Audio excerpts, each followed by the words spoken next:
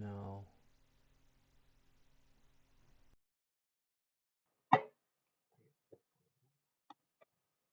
Hello? Oh, there we go. There we are. Hello. Um, I think I'm live. Oh, just bear with me a sec, guys. Bear with me a sec. I think I'm live. Live. Just trying to set up my chat so I've got that on there. I haven't. I'll tell you why the stream is probably a little less quality than usual. I'm just gonna check if the stream is all coming through okay on my channel. Schizo stream. Mischief's in, hello. Yeah, sound's coming through okay. That's all good then, that's all good. So we got desktop audio. I'm streaming from a laptop that I don't normally stream from. It's a laptop that I actually bought not long before I was made homeless. So it's actually kind of lucky that I bought this actually, because I wouldn't have access to this. I wouldn't have been able to put my video out actually on YouTube if it wasn't for this laptop actually. So I was very lucky that I bought this, to be honest with you. I'm just going to check the audio properties for the laptop itself. Speakers, there we go, there we go. All right then, I think we're all set up now. We're all set up. So, I'll be checking in on the chat every now and again as well, but I don't know what I'm actually going to do. I'm just bored. My sister has actually gone to America with her American boyfriend today. And I'm alone in the house. I'm cat sitting, technically. I'm cat sitting with her. Oh, you got a laptop for £40. That's a fucking good deal, by the way. That's a really good deal. £40 for a laptop, no way. But yeah, my sister's gone to America. I'm cat sitting for her. I mean, I was going to be here anyway, regardless. But for the bail, for the period of bail, so I was going to be here anyway. But it's kind of matched up for them. There was like a family gathering thing in America, and it was a perfect time for her to go and meet his family in America, and they've helped her get a ticket, and she's gone over there and everything. So I'm really happy for them, to be honest. I'm happy that they're going over there. She even mentioned that they might elope while they're over there. I don't know if they should do that or not. Like, I love my sister to bits, and I really like their relationship. I think they're very cute together, but they've been together a year, I think, roughly, and he's a bit younger than her. And I won't go into all the details of their relationship because it's not fair to just bring all that out here. But I have some worries about it. I just worry a little bit. Maybe they're rushing a little bit. I don't know. But at the end of the day, if they're going to do what they want to do at the end of the day. So I'm just going to be happy for them either way. And if it works out great, then I couldn't be happier. You know what I mean? So I'm not going to be that worried about it. But that has left me on my own. They foolishly left me with a crate of beers to say thank you for cat sitting. Which I was gonna save, but then I was like, you know what? Maybe I'll stream today. I was on Chud's stream. Chud's gonna watch my video this week, by the way, guys. Chud's gonna watch my video this week on stream. He has already categorized. Oh wait, I feel like my volume's really high. I'll turn this down a little bit. Hold on. So he has already categorized me as a completely insane person, and. Which, to be honest with you, in a way, that works in my favour because it drums up the controversy, it gets eyes on the situation. And that's what I want. I don't care if he takes the piss out of me. I know there's plenty of content there. There's so much twists and turns. There's so much weird shit. And there's plenty to criticise me on, and there's plenty of stuff to say about what is being said in the video too. So as far as I'm concerned, I'm not going to lie, it's very weird to turn my private life into content. I've never done this before. Like, I've spoken about my abuse before on Ruby SpaceX channel. And I've mentioned certain things here and there over the years on my channel, just in like random bits on streams and stuff. But I've never been like this full on open with my private life. On stream in that much detail. So it is a little scary. There's times where I just feel like it's not even real. You know, it doesn't even feel real sometimes. And then just to have the idea that Should Logic, someone who I watch basically every other day, like I've been watching him for years. I remember when he used to debate as a Marxist before he did the face reveal, before all that, years before that. I used to watch him, and now he's watching my video in my situation. You know, I know he's going to be taking the piss out of me, but I really don't care. I take it in good spirit. I really do, because at the end of the day, he's doing me a solid by doing this. He didn't have to do that. And it'll get some eyes on it. I don't know if it will result in any donations to my GoFundMe or anything like that, but it will at least get it out there. It'll at least get the story out there. And I think it's important for men to have their stories of abuse to be taken seriously. I think they should be taken seriously, even if they're doing it in jest. And, you know, I know Chud will do it in jest. He will take the mick. I know he will. But that's fine, you know. He'll probably say I have a pedo stash, whatever the fuck, you know. He'll probably say all kinds of shit about me. I just don't care though. I'm just happy that he's doing it, and he's confirmed he's doing it. He's doing it this week. I think he said Thursday or Friday. I can't remember exactly which day. I think he said Thursday. But I'm going to be looking out for that. I'll be there. I'll be in the chat for that when he's doing that. 100% for that. And yeah, so yeah, I'll be there for that. And then hopefully, I don't know, you never know, he might want me on for an interview after, because he doesn't really know everything so far. Like, he knows like the outline. I've given him like some very fine bullet points of like some of the points in there. But realistically, the actual story is even crazier than the bullet points that I gave to him. So there's so many twists and turns in there. I think he will have a good time listening to it, just from like a kind of content perspective. But I think he's very open to male issues. He's very open to, you know what I mean? Like, he's just open. It's not that he's like a full-on men's rights activist, but it's that he's just open to acknowledging that men do suffer as well, and he can be. Mischief says he better be nice or I'll bang him. By the way, for any American viewers, bang him means she'll punch him, not have sex with him, okay? Although I'm sure she probably would if after a couple of drinks, you know what I mean? But yeah, so I'm looking forward to it. I'm really happy that he's doing it. So I'm looking forward to that. There is some updates that I will give. Not all of them are good. Not like devastatingly bad or anything like that, but just some disappointments, I guess. I've been having some disappointments, you know. I said all that stuff at the end of the video about like God being with me and stuff like that. And I really did feel that when I said that, but I'm not going to lie, not necessarily feeling that so much anymore. But there is some good things. There's been some good developments, and there's been some disappointments along the way. And I'll make like an actual specific smaller, I'll try and make it small. I'm a very talkative person, but I'll try and make it like a smaller video, a condensed video, and I'll just talk a little briefly about some of the things that have been going on since that video, just if people want some updates on that. So I will do that soon. I'll probably do that this week. I've been kind of waiting, because I knew my sister was going away. I've been waiting for a little while to have the house to myself so I could just talk freely. There's no one else here. No one can hear what I'm saying.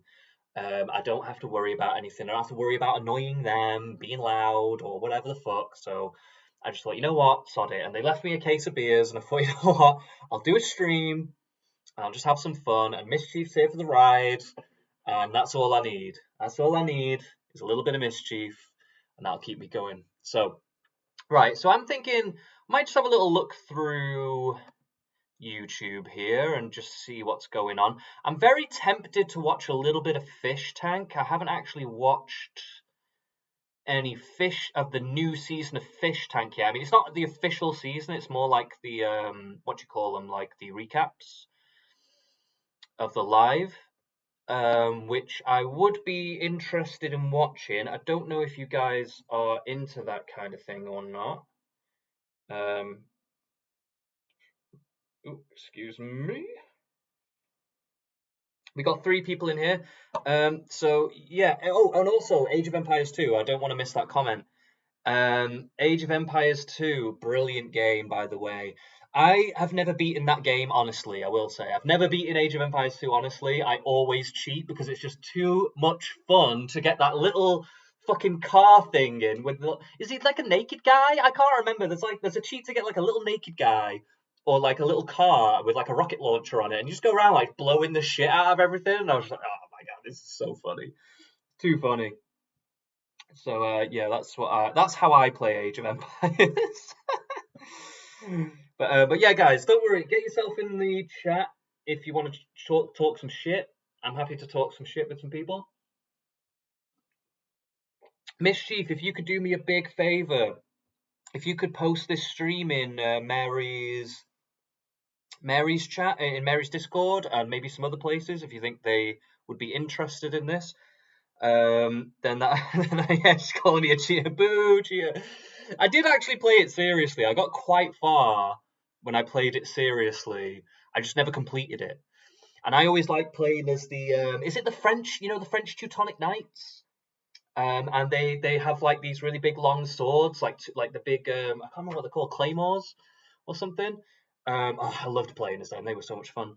But anyway, we'll stop talking about Age of Empires 2 right now. So anyway, I'm not sure what content we're after because there's so much stuff to talk about right now that's going on in the world. We've got all the grooming gang stuff, but I feel like Chud covered that. So I don't know if I want to cover that or not. We've also got the war in Israel and Iran. So if we pull up Twitter here, I don't know if you guys can see x.com. I feel like my porn just came up there very briefly. Sorry guys. I'm into the big booty Latinas. Can't help it, I'm a weak man. Go away! Why is this thing not going away? Sometimes this laptop is just a little bit funky. I don't know why.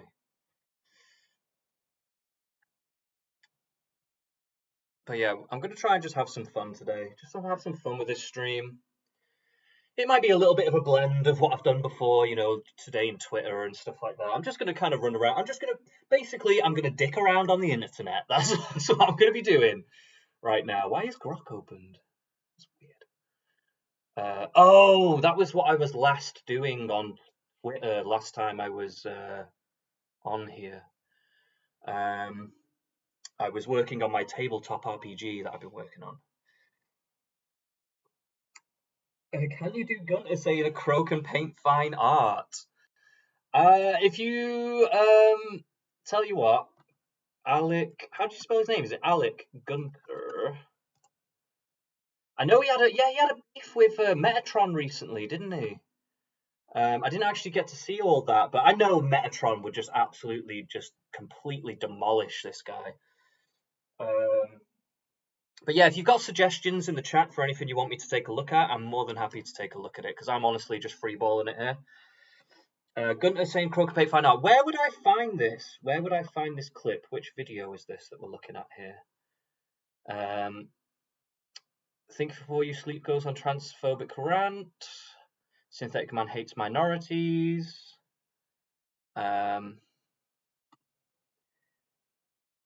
It's in my clips. Oh, hold on. How do I find? Oh, see, because I'm using this thing.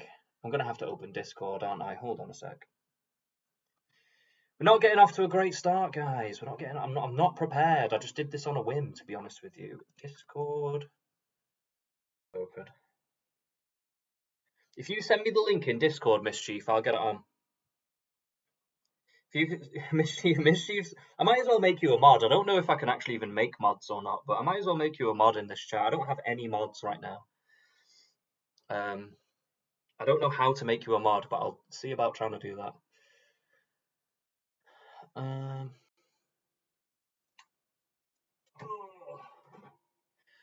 Yeah, they got me Carlin. They got me Carlin for this. Also, I've had a few donations as well to the GoFundMe. I've had a few. I've had well, I had one that wasn't to the GoFundMe. I had one that was directly to from somebody I know. But I've had £20 from a very wealthy Jew that I know from America.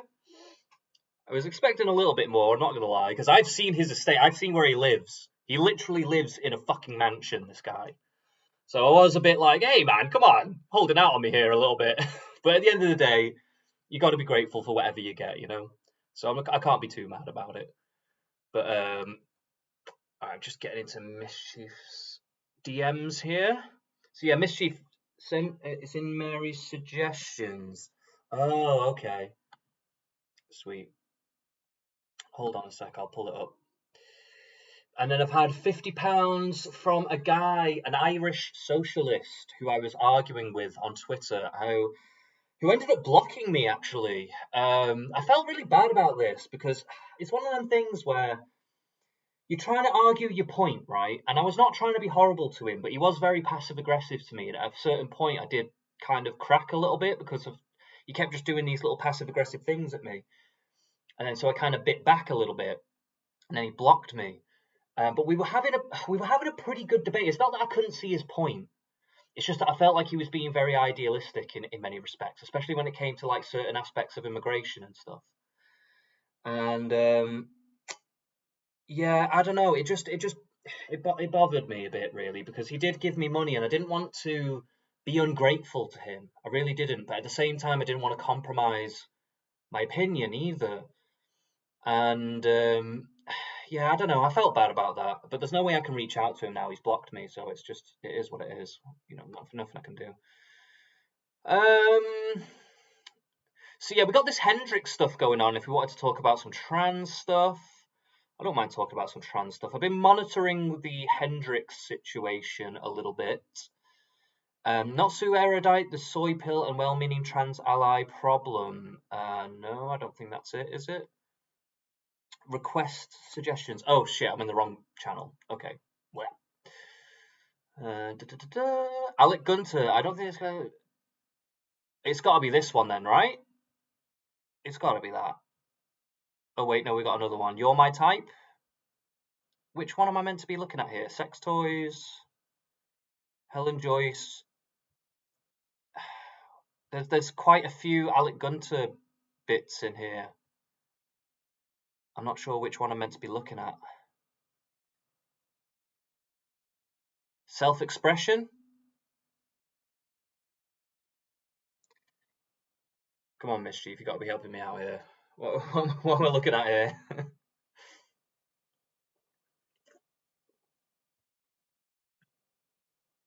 um,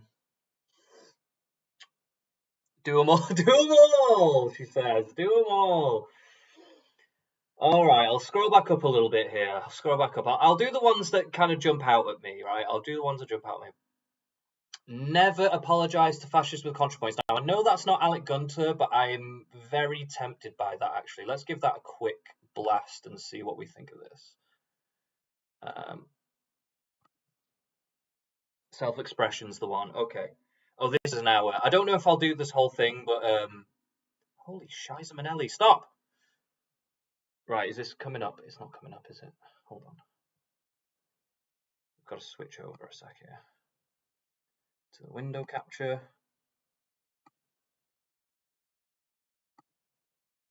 There we go. Boom, we're in. Okay, so let me know if the sound is coming through okay on this.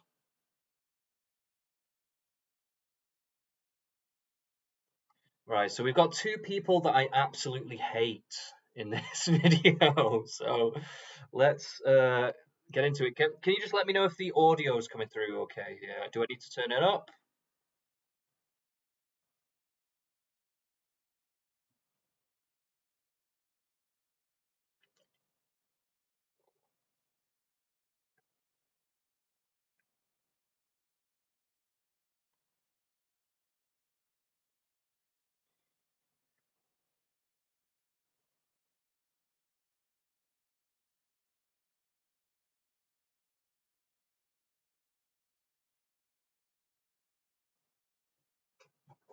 Just gonna get a wire to charge my phone.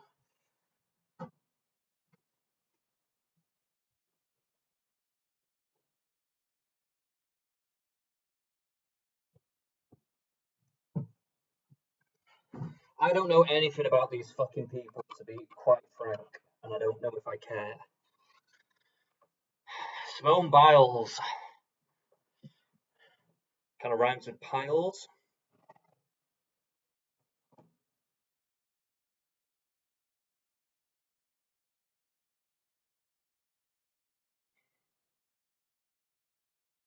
No sound off YouTube. Okay, hold on. We're having technical difficulties. Hold on. Okay. So it's not the speakers then. Maybe if I just go default, maybe default's the best way to go. And if I press play. Trans athletics debate in heavy air quotes, we'll get into that, and the way the online right conducts these Gamergate style outrage campaigns to capture new audiences. Audiences like you or your unwitting friends or family members, who I don't think are being given good arguments against these campaigns, and who are often taking the bait right out of Riley's little fifth place pause. To do that, today we are joined by the one and only Natalie Wynn, aka ContraPoints, who I feel like at this point, whenever there's like a really bad news cycle that's happening on Twitter, I'm just like, will you talk about this with me? Yeah, you give me all the worst beats. Every time it's like some nightmare drama going down, you just give me a call. I'm sorry. Oh my god. There's some stupid shit is happening. Right, get on here. I don't care about their little. Well, thank you so much for agreeing, for taking the call. Riley bullies a little child. So before we get started, I think we should explain who Riley Gaines is. So basically she's mad, right? Okay, so it's the classic argument, right? It's the classic argument. Women are mad that men are invading women's sports, and these two motherfuckers are sitting up here going, "Oh, you're a woman who cares about men entering women's sports? You're a fascist." You know what? These people are fucking despicable little cunts, Despicable little cunts. They live in their little upper middle class lives in a bubble away from any serious issues ever. Right? They've probably never been in a fight in their lives. They probably never had to worry about their housing situation, if they've got food in the cupboards, if they can pay their bills, if they can feed their kids. They've never had to struggle. All their struggles are self-inflicted, right? And they sit around laughing at women who have worked their entire fucking lives to get into these athletic positions, right? To represent their countries, to represent their families, to represent their friends and their communities. And they're shitting all over them. They're just like, oh yeah, trans women should just be able to do whatever the fuck they want. No, guess what, guys? Trans women can't have it all, okay? They can't have it all. There can be compromise. We can work with trans people, okay? There's no need to completely write off trans people, but they can't have everything, right? And it's as simple as that. And these fucking people, they drive me up the fucking wall, man. They really do. The trans sports moral panic. Yeah, let's see what kind of retarded bullshit they've got to say about this. Come on now. I'm going to pull up some fucking studies in a minute, mate. Now they can go fuck themselves. Imminent event where like women's sports is going to be over, as it's completely filled with men, right? And then it's like, okay, I feel like if that were happening, we would notice, right? Like they're fucking cutting this up as well. Do you see all the edits on this already? Right. I've already got something to say right now. Right, yes, right this very second when it's just blooming, this trans athlete thing is just coming in over the past few years. Yeah, of course they're not overrunning it yet, you stupid cunts. It's not had time to develop yet. 10 years down the line, that's when it'll be. 10 years down the line, that's when it'll be. And it's just dumb as fuck. It's dumb as fuck, man. Like, I think that there would be a lot of examples for you to choose that don't involve high school teams in Minnesota. The head of the NCAA, before they ruled that trans women can't participate in women's NCAA sports, said that there were fewer than 10 trans athletes in the NCAA, which is made up of over half a million athletes. It doesn't matter if there's 10. It doesn't matter because it's about nipping it in the bud before you open the floodgates. That's the fucking point. That's the whole point of what safeguarding and stuff like that is. Do these people not? They don't have empathy. I'm telling you now. People like this, They don't have empathy, because most people who have empathy can see this for what it is in a split second. Even the trans people, like we've got in the chat now, we've got Mischief in here, trans person, Mary's trans person. There's many trans people in Mary's community as well. Lots of people can see this for what it is if they've got empathy, right? But people without empathy who feel entitled to doing whatever the fuck they want, no questions asked, right? Which is basically a fundamental part of narcissism, right? They're the ones that don't see it. They're the ones who turn around and go, oh, well, there's only 10, so what, do you want to wait until it's 1,000? Do you want to wait until it's 10,000? Like, what the fuck are you talking about? It's fucking dumb. These arguments are dumb as fuck. It's total. And now those 10 can't play, so we're going to high school. It's just, I think I've made my case, but like... You've made no case. It really is... You've made no case. What this woman does for a living. You would have to do like an actual like discourse analysis to see like with what frequency Republicans bring this topic up, but it's in the top 10 for like the last year, right? Is transgender high school softball players one of the top 10 issues facing America today that it warrants this level? It doesn't have to be. We can talk about different things in different contexts when they come up. I hate these dumb arguments that they make as if like, oh, it's just... Yes, okay, in the grand scheme of things, like sports and stuff like that, just in the grand scheme of life and whatever, not necessarily the biggest issue all the time, but what you're trying to do is you're trying to diminish and minimize these actual valid concerns for people who are actually dedicating their lives and their careers to this, right? And then you're just basically saying, oh, here's a cheat code for guys that they can't cut it with other guys, so now they're competing against women. You'll basically open the floodgates to narcissists to fucking come in there and do whatever the fuck they want. And it's disgusting. It's absolutely disgusting, mate. And they sit here entitled. Look at them. Look at this setting that she's sat in, right? These chairs, both of those chairs, they're leather chairs. Those chairs are probably worth $1,000 or $2,000. The both of them. So that's about $2,000 to $4,000 just on those chairs alone. And then you look at the gaff that she's in. This is just one room. That rug, the pattern on it, I can tell that's a high quality rug. That rug in of itself will be several £100s. She's got a keyboard just to the right of her there. That'll be several £100s. This person is living an upper middle class to upper middle class lifestyle.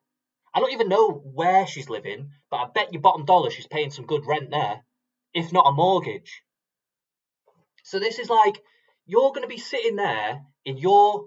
This is the mad thing about it as well, right? Because I don't even like to play all the, like, identity politics games so much, but although I do have sympathies with class analysis, right? Because I do think there's something to it.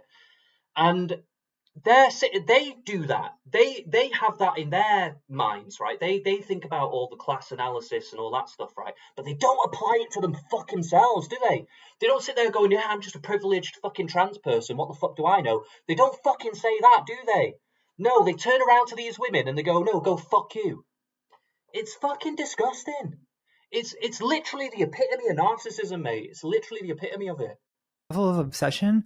I mean, it's like trying to think of an example of something I did in high school. It would be like if the Democrats... Well, she needs a bit of his fucking detective ingenuity, doesn't she? Because she can't figure shit out. She can't figure her ass from a fucking elbow, mate. Spent like a fifth of their campaign messaging talking about how a lot of high school orchestras don't have money for cello bows, and the cellists are using viola bows. Yeah. The band room doesn't have the cello bow, and they're using the viola bows on the cello. And it's like, if we spent like hours talking about this, like, okay, I'm sure that's a problem somewhere, but like, I remember it happened in my high school once. But the thing is that would not become an issue because it's not an issue based on like scapegoating and sadism, which is what this is, right? Oh, she's calling it sadism. What the lack of self-awareness, man. Your whole shit is sadism. What the fuck? That your whole thing is watching women suffer. That's what it is. Your whole shit is, we're going to put men in sports and fuck you, and if you complain about it, we're going to call you a fascist. That's sadism.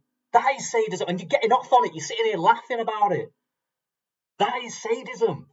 Them speaking out against it is not sadism. That is them bringing a valid concern about their careers and their sports. Like what they've literally poured their fucking life into.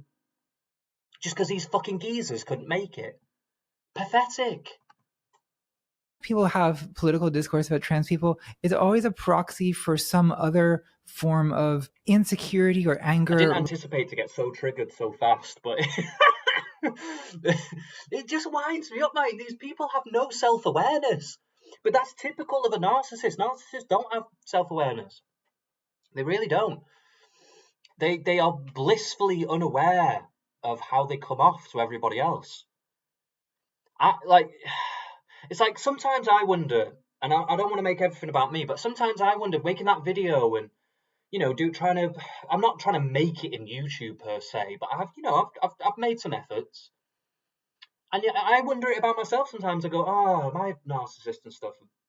I don't think I am, because I actually have empathy.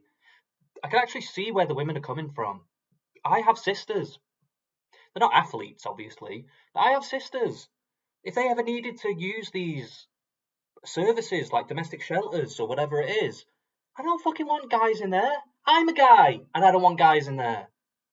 You know what I mean? It's like, but we can find compromise. Okay, why is it they never find compromise? Why do they never say, okay, relating to sex and gender? It gets projected on. I can't. Fucking earphone thing. They never, because they don't have empathy. There's no room for compromise. It's just entitlement all the way down. And like you can see the narcissism. So you can even see the visual markers of the narcissism, right? So her right now, maybe not so much, right? But you can tell if you ever watch a ContraPoints video, it's dripping in narcissism, dripping in it. It's like literally all about her, always focused on her, all this like bisexual lighting and all that shit. And Miss She says, yeah, you got loads of empathy. I can't tell if you're actually being sarcastic, actually, to be honest, Miss She. I like to think I am. I really do like to think I'm fairly empathetic, but not always. I definitely have my moments where I can be a bit of a dick, for sure. But I think I like to think I care. I like to think, and I genuinely care. You know, I had some incident the other day with a lady from work, someone that I used to work with. I bumped into her in town. She lives in Abergele, where I'm at right now. And I won't go into it right now. I made a post about it on Twitter, but it broke my heart, man. That whole shit broke my heart. I was really trying to help her. She's fucking blocked my number now. And I think it's because she's undiagnosed. Oh, Mischief's saying genuinely. But like I think she's undiagnosed schizophrenia. I swear to God. Like, I didn't know that about her when I worked with her, but when I was speaking to her, when I was speaking to her the other day, I was like, some of the things she was saying to me, I was just like, she needs to be seen by somebody, man. Anyway, I won't get into that. If you want to know about that, you can get on my Twitter and you can see the post. But I genuinely care. I try and help people wherever I can. I'm technically homeless. I'm staying at my sister's right now, but technically speaking, I have no fixed abode. I'm one step away from being on the streets, basically. And even in this time, I'm trying to help people. I've got another mate of mine who he's been with this girl for about 10 years. They're married, just got a house in February. He found out only a couple of weeks ago that she'd been having an affair. And then she told him she didn't love him anymore and all this stuff. And now he's looking at being homeless because he's not on the fucking mortgage. And he's had to move out. He's going back to his parents now. At fucking 34 years old. He's devastated. And I'm trying to check in with him every other day. Just to make sure that he's got his head above water as well. Because I know what it's like. Everyone's trying to fob you off. When you're in this situation, nobody actually wants to fucking take the time.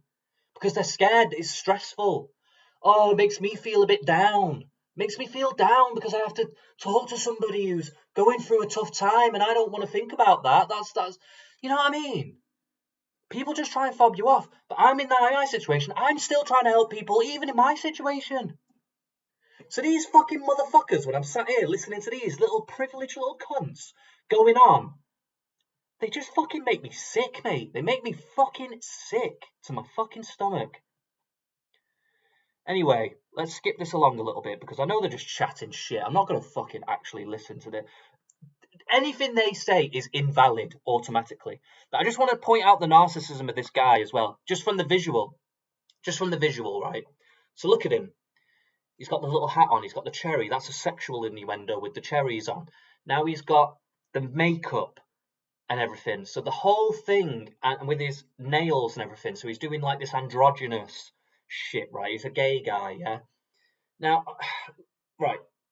I'm not going to be a dick, right? I'm not going to be a dick. I'm just going to have to be fucking real because I've done research about this, right?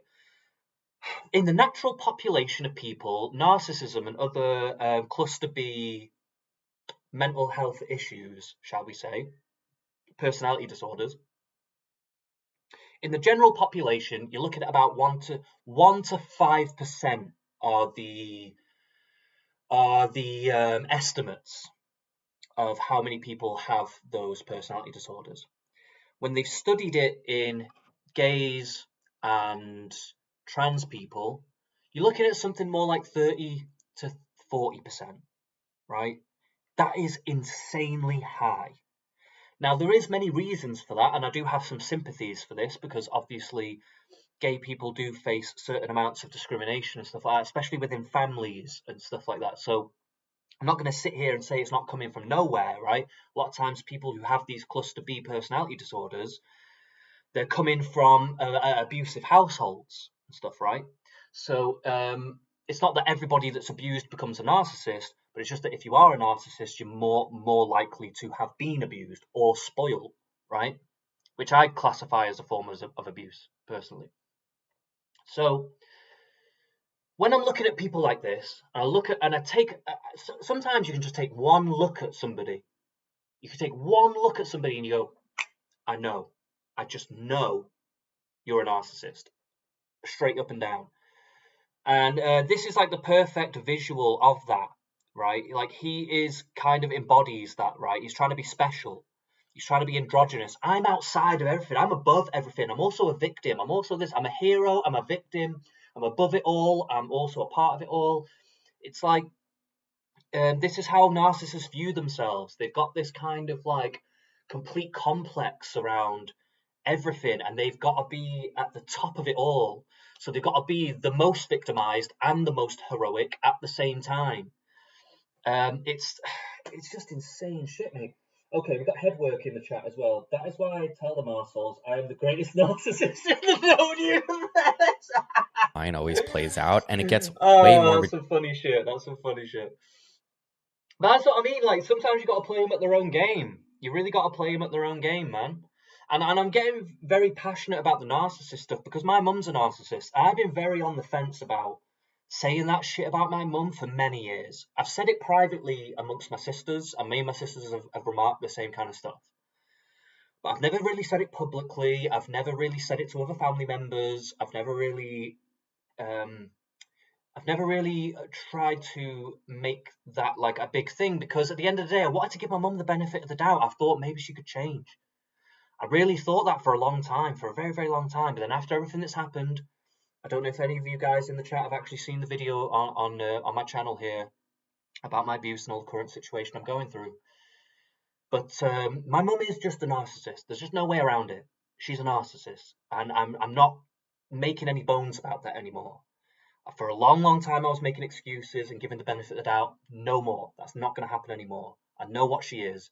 And that's why I'm getting a bit more passionate about it these days. When I see these people acting like this, we can't give leeway to people like this. We can't give the benefit of the doubt to these people because they give them an inch, they'll take a country mile, right? You cannot do it. You can't do it. This is why we're having so much problems with the trans stuff right now, is because there is such an increased aspect of the narcissism when it comes to trans people. Because you got to remember as well, the trans label, the way that it manifests in the progressive circles, it's almost like a moth to a flame. It's like a moth to a flame for a narcissist. So before the trans stuff became big, if you were a narcissist, one of the pathways to validate your own narcissism was to become a musician, become an actor, become a businessman, become a a figure in the community, an activist, a prominent religious person, something like that, right? But if you think about it for a second, all those things take skill, effort, knowledge to actually get to those positions and be taken seriously so that you can then enact your narcissism and validate it, right? But with the trans stuff, you don't have to do any of that. All you have to do is slap a bit of glitter in your fucking beard, wear a fucking thong down at the gay bar, and the next thing you know, everyone's going, yeah, slay queen! You get instant validation for basically zero effort. And that is a moth to a flame situation for narcissists. That's why it is so prominent. That is why most of the activists are that way. That is why most of these people who are pro-trans in like the most entitled way. Not people like Mary. Mary is not a narcissist. Mary is a very empathetic person. And she represents the other side of the trans community that is basically been silenced by the narcissists for a long time. Now, luckily, people like Mary and Blair White and others have grown over time, and more people are starting to recognise that this kind of narcissistic contingent have kind of taken over. And people like Mary and the rest are starting to get more play. They're getting heard more. Mary's done incredibly well for herself. I'm so proud of her, because I remember her channel when she wasn't even she hadn't even broke a couple of hundred by that point. In fact, I think when I first came across her channel, she had less subscribers than me. And I don't even have that many, right? But I've watched her journey, and honestly, I'm so proud of her. She's done so well for herself. She's coming up to like 4K now, and she's been at it like a motherfucker, and her voice should be heard. So it's I'm so glad to see that kind of stuff. I really am. And I fucking hate these people, man. I just really hate them. They're despicable. Right, so we've got a few chats in here. So Mischief says, yikes, I'm gay and trans. Listen, Mischief, I'll tell you what, you are a madhead, but you're not a fucking narcissist, I'll say that much for sure. You're one of the few people that's been reaching out to me. You barely know me from fucking Adam, and you've been reaching out to me in Discord and stuff like that, so there's no way I would ever think that about you at all. Mischief also says, if I see my mum come in, I turn around and I walk the other way. Yeah, Mischief's actually, I'm not going to talk about Mischief's issues right here, because that's for Mischief to talk about, but she has mentioned some things about her past and her family with me in private discussions, and I will say, not the same, obviously, not the same as what I'm going through, but I can see similar attitudes. You know what I mean? I can definitely see similar attitudes there. Headwork says, yep, all you have to do is switch your drinking hole to the Blue Oyster Bar. I'm not sure what you mean by that. Blue Oyster Bar. Maybe I'm missing a reference here. I don't know. I wish I got the reference. I feel a bit out of the loop with that one. Sorry, guys. I wish I knew the reference. I'm not sure if I'm going to watch much more of this. I feel like I got what I needed out of this. I just needed to call them both narcissists and rant for a bit. I mean, that's all I needed with it. A movement to protect women in sports. All right, okay, they're going to shit on this, are they? Come on. Now. To respond to this jab from Simone Biles more than 30 times over the next 3 days on Twitter. And she says and does a number of things that I find to be extremely revealing about the heart of... How did I miss that? I actually watched Police Academy. Fuck. Oh, no, it wasn't Police Academy. Sorry, it was Naked Gun. Sorry, I always get Police Academy and Naked Gun mixed up. Police Academy I haven't seen since I was a teenager. I watched all those movies when I was a teenager. They were good, though. But yeah, sorry, I didn't get the reference because I haven't watched it in a very long time. Very, very long time. And I always get fucking Police Academy and Naked Gun mixed up. And I don't even know why. It's probably just because they're police comedies, but they came out roughly around the same kind of time. But it's Leslie Nielsen's one of them. It's not the same, obviously, but yeah, whatever, guys. The Riley Gaines trans women in sports outrage movement, and what I think it's actually about. I'm also going to put a trigger warning here for talking about sexual abuse and talking about the USA Gymnastics scandal. So, Natalie, oh my God. Did you see the Larry Nassar tweets? Can I just say, I really hate this culture of trigger warning stuff. Now, I get it to an extent if you've got like a child audience or something like that, right? But as grown adults, we should not need trigger warnings, right? If you cannot deal with adult themes like, just dark themes like child sexual abuse or even rape or assault. I mean, like physical assault, not sexual assault, but like murder. All these kinds of things. If you can't deal with that as an adult, then you have been failed by your parents and society. You know what I mean? You've just been failed straight up. Like, once you reach 18, you should be able to handle these concepts without fucking having a mental breakdown. Also, wait, what's Headwork saying here? I also hate it. The trigger should also. I'm drinking Carlin. We're on the Carlin, lad. Let's go. Yeah, social media is toxic. It can be. I think social media is such a double-edged sword because it can be good. Social media has brought me some good things on Twitter. I have developed mutuals and people that I can talk to and vent to who have similar views to me that I don't get in real life a lot. So there is aspects to it that are good, but I think social media is, you're right, it can be quite toxic in of itself as well because it can create echo chambers that you just reinforce like false points of view. And I'm not above all that. I've been guilty of that in the past as well. And I try not to be, but I try to be as aware of it as possible, but we can all get caught up in that at times, I think. So yeah, it's a tough one, man. It's a real tough one. Yeah, I just see social media as, because at the same time as social media, because I kind of see YouTube as a bit like social media too, and I've got my story out there. It's nearly got 1,000 views and stuff like that. I have managed to get some donations, if not much, but it's helping me. And even just getting my story out there, just as a man getting my story out there of these kinds of things, I just think that's just so important, and more men need to be doing that in general, and caring about each other. I just think more men need to be caring about each other, and that's why I'm so grateful to Chud, is because I think he is more of that mindset. So, it's a double-edged sword. There's huge toxic elements to it for sure, and no one can deny that.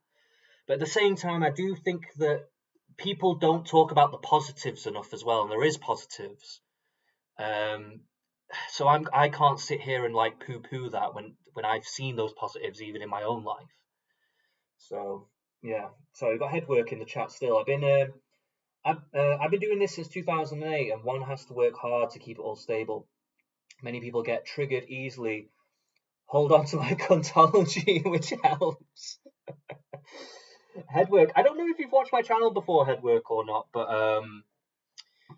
yeah, it's hard to not be triggered, man. But at the end, I get triggered by what they're saying. But I'm not bothered if I get triggered. I'm not holding them responsible for me being triggered. I'm triggered because I know it just annoys the fuck out of me. But I don't need somebody to tell me, oh, we're going to talk about sexual abuse now. I fucking lived it, mate. I fucking lived it. I don't need someone to fucking tell me to how to handle it or to be.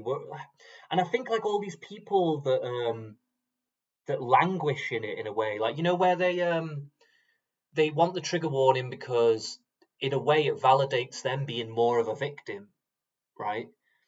But you're already a victim. You don't need to make it your whole identity, right? It's like I know I'm a victim of sexual abuse, but it's not. And sometimes it's relevant to talk about that. Sometimes it's relevant to bring that up, but it's not relevant to make my whole identity surrounded by that. You know what I mean? It's hard to put to words sometimes, but it's not. It seems like unhealthy. It just seems really unhealthy to be like that. And I see my mum doing that. My mum is like that. My mum says that she isn't like that. She says that I have the victim mentality because I try and hold her accountable because she does not show remorse for her abuse. But that's not what a victim mentality is. A victim mentality is taking any and every opportunity to leverage your victim status to gain kind of like power in like social situations and even workplace situations and stuff like that. And I just can't stand that, man. I hate that. Sometimes I feel forced to bring up sometimes I'll make an argument about something, and I don't want to have to say I'm saying this because I'm a victim. I want the argument to be on its own merits.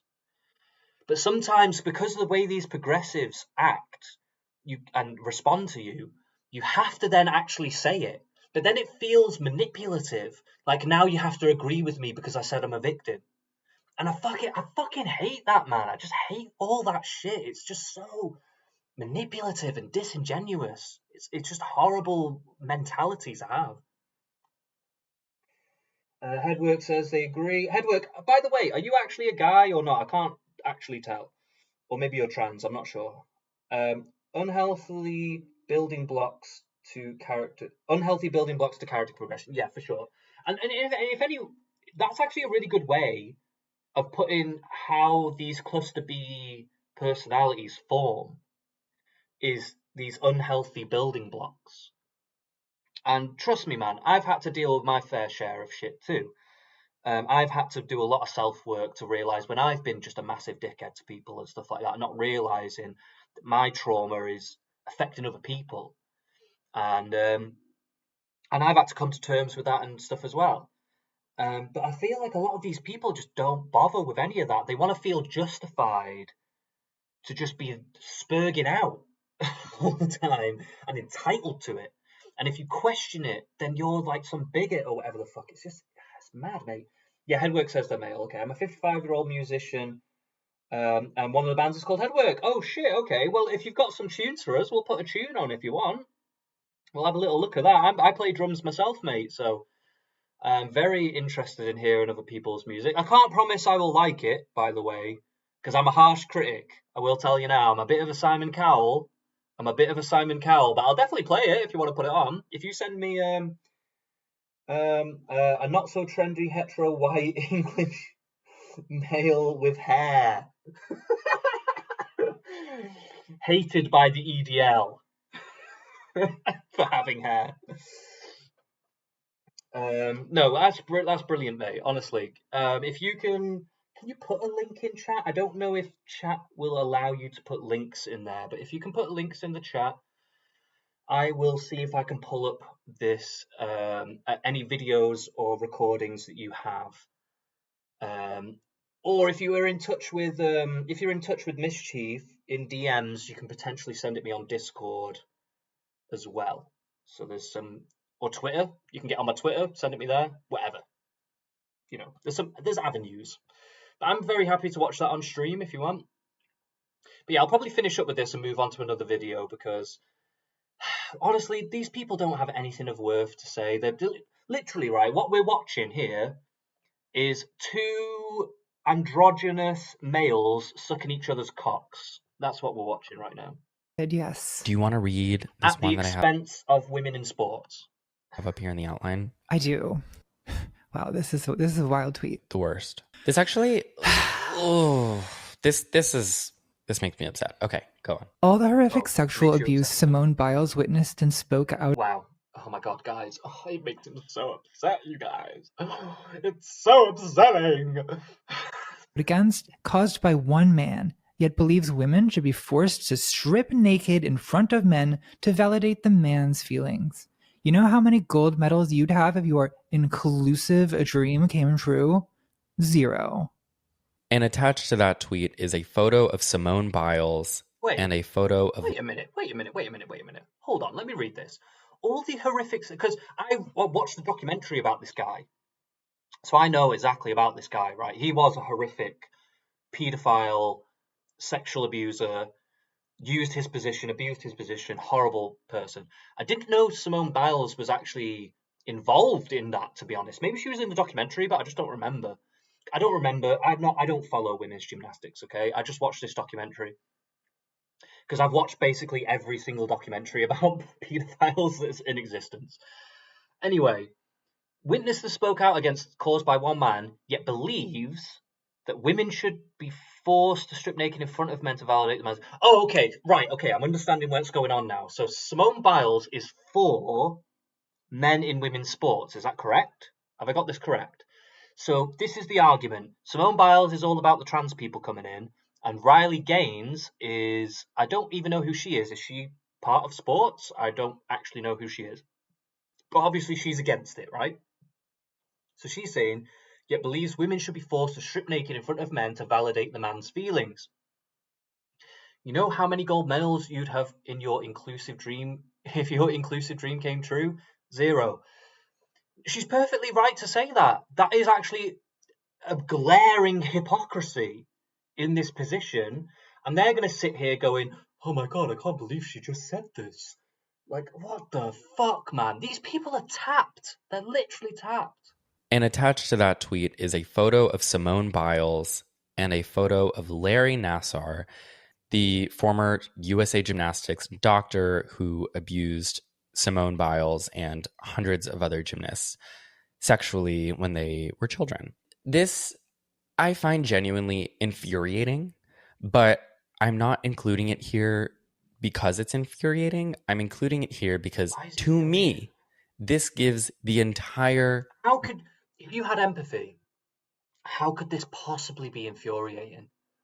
Because, like, their empathy is centered on themselves. So it's not about how the women feel. It's about, well, because we're attached to trans people, they're kind of like us by proxy. They're kind of me by proxy. So because they're me by proxy, that's the only thing I can have empathy for, because the narcissists only have empathy for themselves. That's it. So because it's me by proxy, that's why it annoys them. They don't sit there and go, how do the women feel? How do the trans people feel? And weigh it up. Like, what's the situation here? What's the reality of the situation?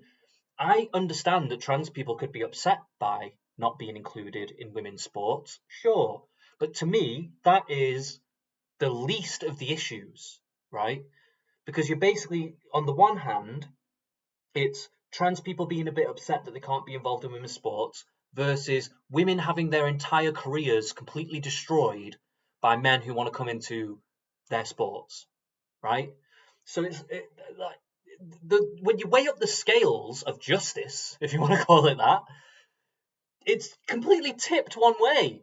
But they're coming in with this entitled attitude, like, oh, this infuriates me because she said something valid. Like, what the fuck, man? This is just pure entitlement of the utmost, at the highest order. The highest order. Game away when it comes to Riley Gaines and all of these people who say that they're... Headwork says it's a West thing. You mean Western world thing? It's what I have to keep reminding myself. The rest of the world is sane. Now, I wouldn't go that far. The rest of the world's pretty insane in their own ways as well. But you are right. It is definitely a byproduct of this kind of insane, individualistic liberalism that has just had no boundaries. I don't think that individualism or liberalism in of itself is necessarily the problem. I think it's that it's been ongoing with no boundaries.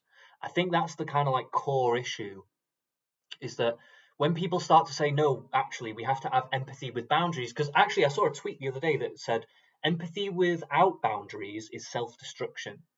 And that's true on an individual level, and it's true on a macro level, right? On a societal level. If you just openly tolerate anything and everything, then you're basically saying that anything and everything is okay. You're basically saying that grape is okay, because why should we judge somebody from a different culture where grape is okay? It's like, no, this is just wrong. Like, we have to have boundaries around this in order for it to be healthy. Just like you have to do in your personal life, we have to do it with the nation and the culture as well. And that's what we've suffered with. We've suffered with no boundaries, and that's why we've ended up here. You know, fighting righteous warriors for women's safety in sport. But no one I have friends who work in sexual violence prevention, treatment, support, one of my best friends, Kat Tenbarge, who's on this podcast all the time, has been reporting on all of this stuff for years. No one who engages in that work on any level would ever, for any reason, tweet at someone. Simone Biles is tagged in this tweet with a photo of their abuser.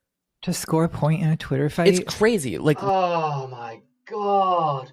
She had to do that because she's basically saying Simone Biles is supporting a position that would make this situation 10 times worse. So we had a problem with this one guy years ago that she was actually affected by. It's pertinent and relevant to the conversation to say, well, now you're opening the floodgates to guys like this putting a wig on, coming into fucking every changing room all up and down the country for every sporting event, not only destroying the sport itself, but also then potentially putting women in jeopardy as well, just in these private spaces. I'm not saying that all these trans people are just out to grape everybody or anything like that, because I don't think that's necessarily true. But at the end of the day, some people are going to do that shit, right? We have to acknowledge that. Some people are going to do that shit. They will take advantage. And you're just saying, fuck it. Fuck it, just do it anyway. Because I feel entitled to it. That's the fucking crux of your argument. It's unbelievable. Marcus Aurelius would have plenty to say about all this. Marcus Aurelius would probably have a lot to say about how I'm reacting to it too, as well, to be honest. He'd probably be like, you need to sort yourself out, lad. You're going crazy right now. I love Marcus Aurelius, by the way. I haven't read all the Meditations, but I've read a lot of the core main parts of it. I do have it in my personal library.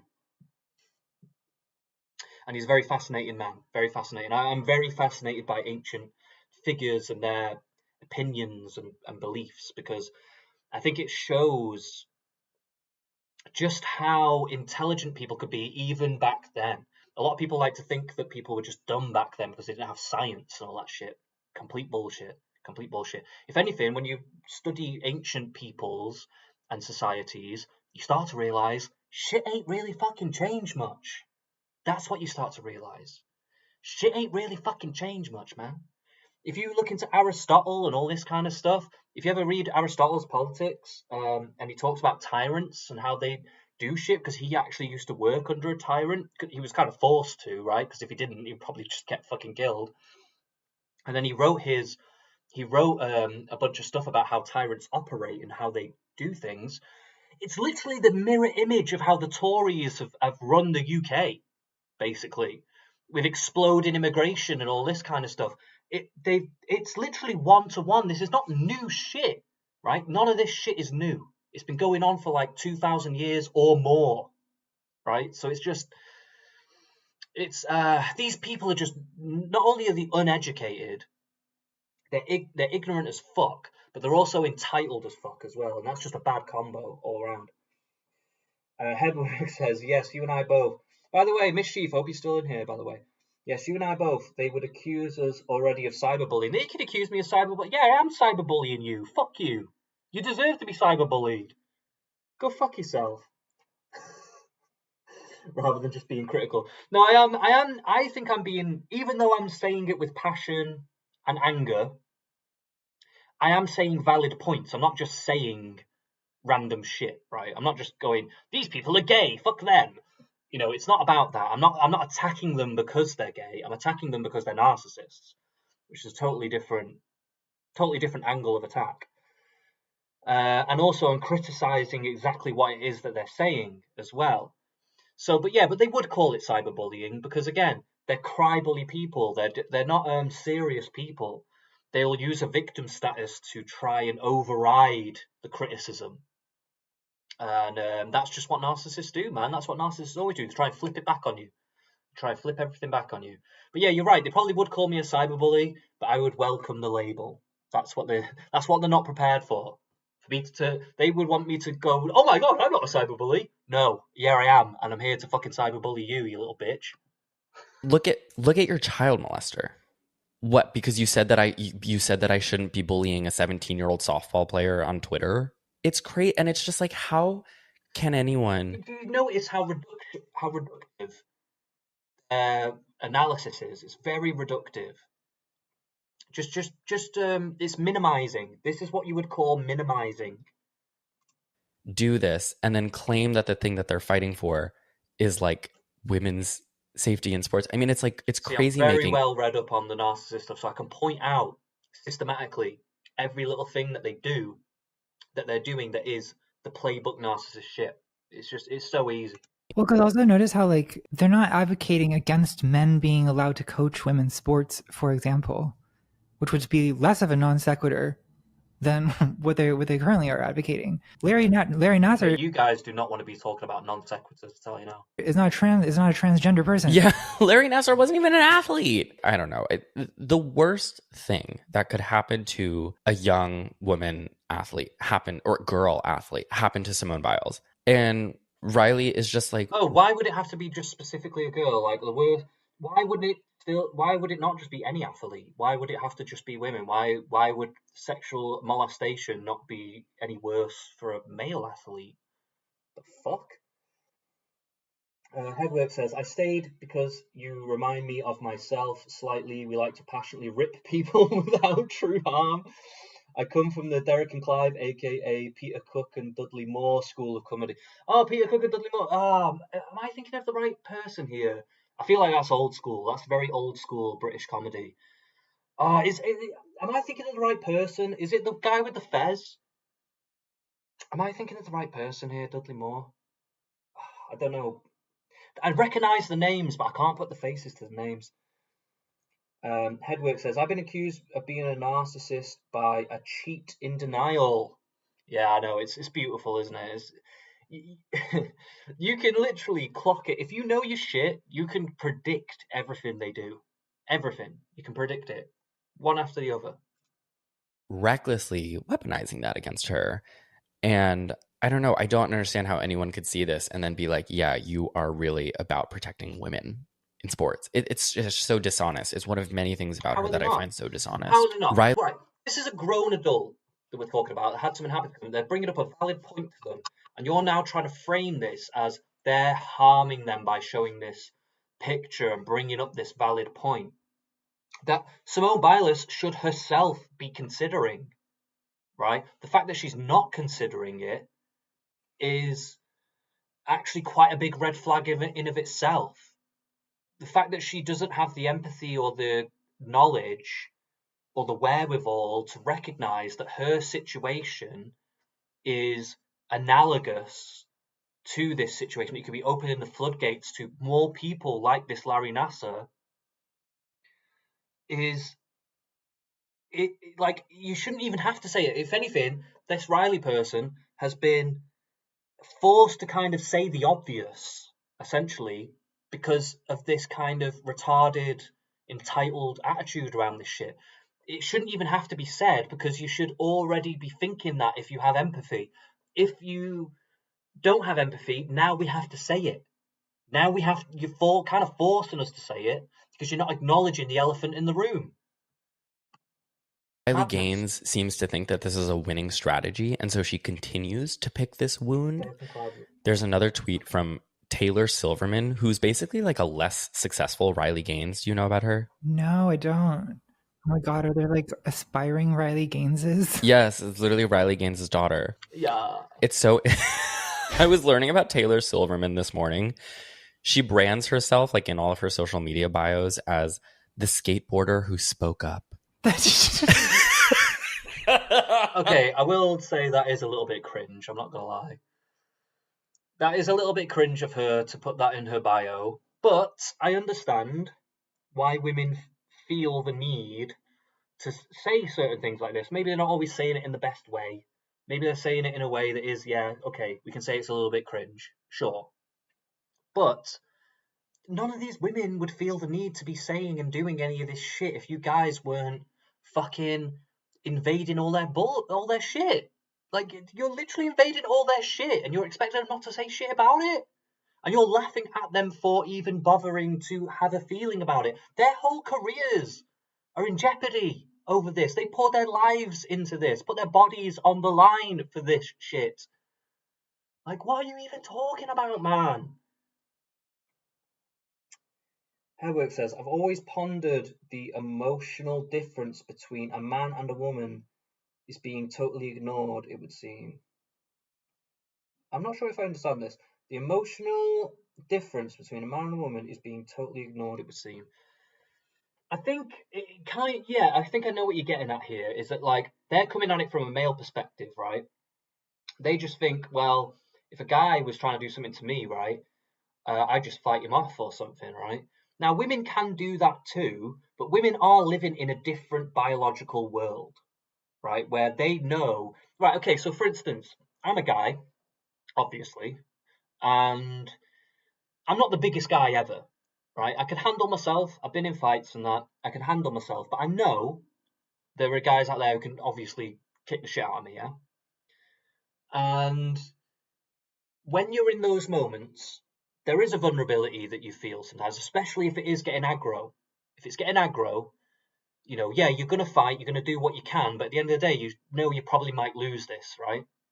Now, women are feeling that all the time, right? They're feeling that all the time.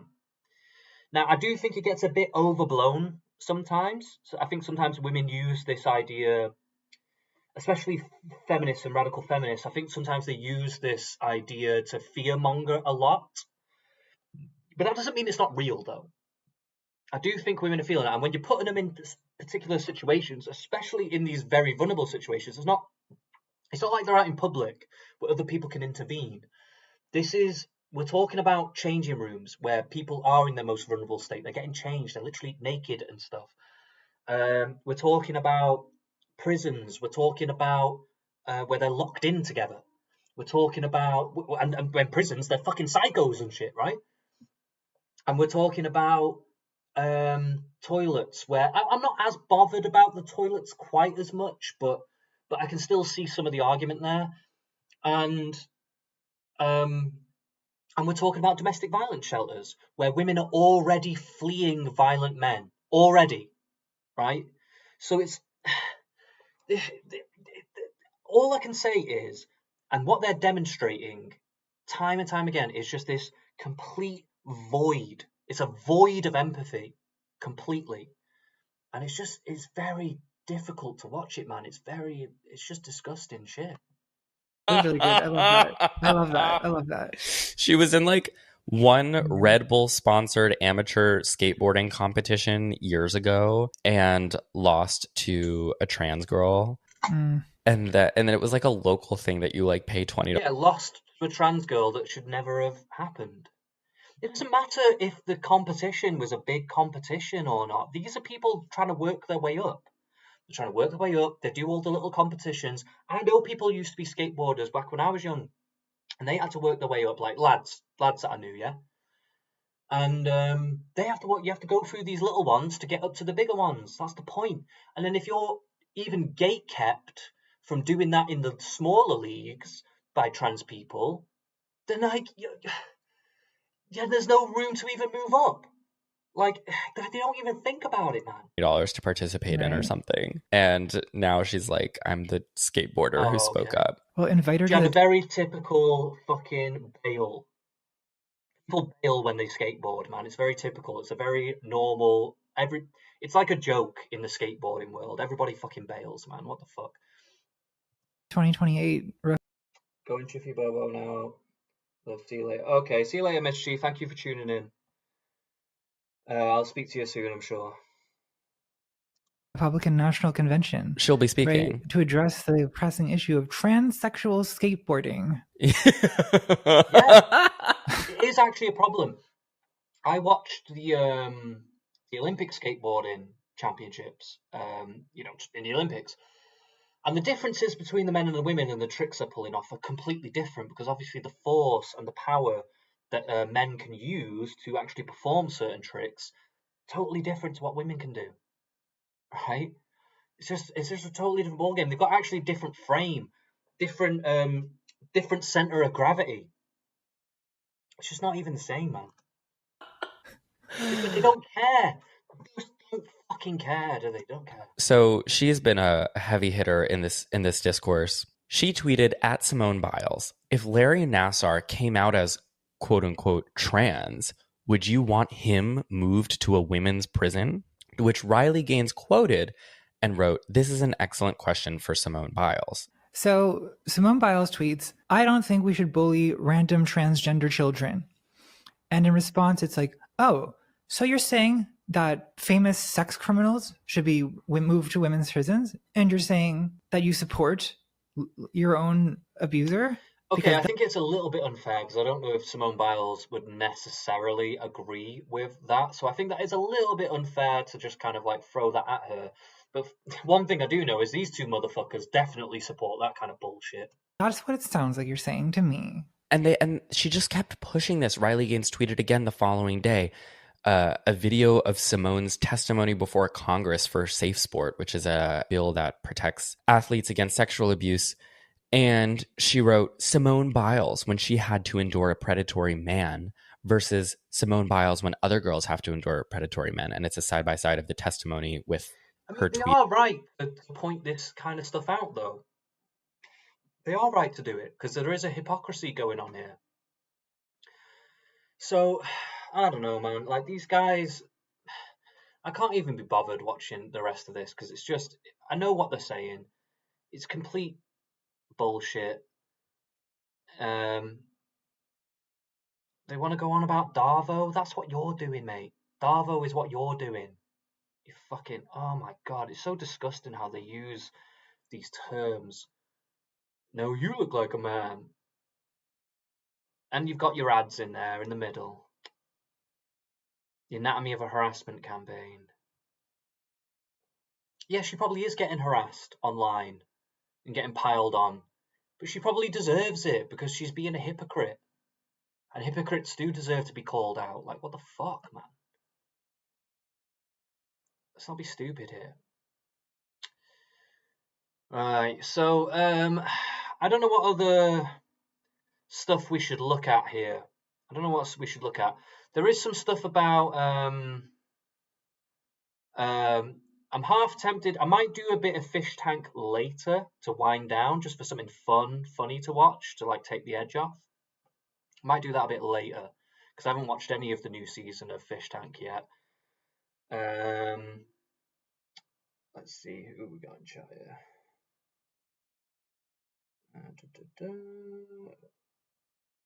All messages.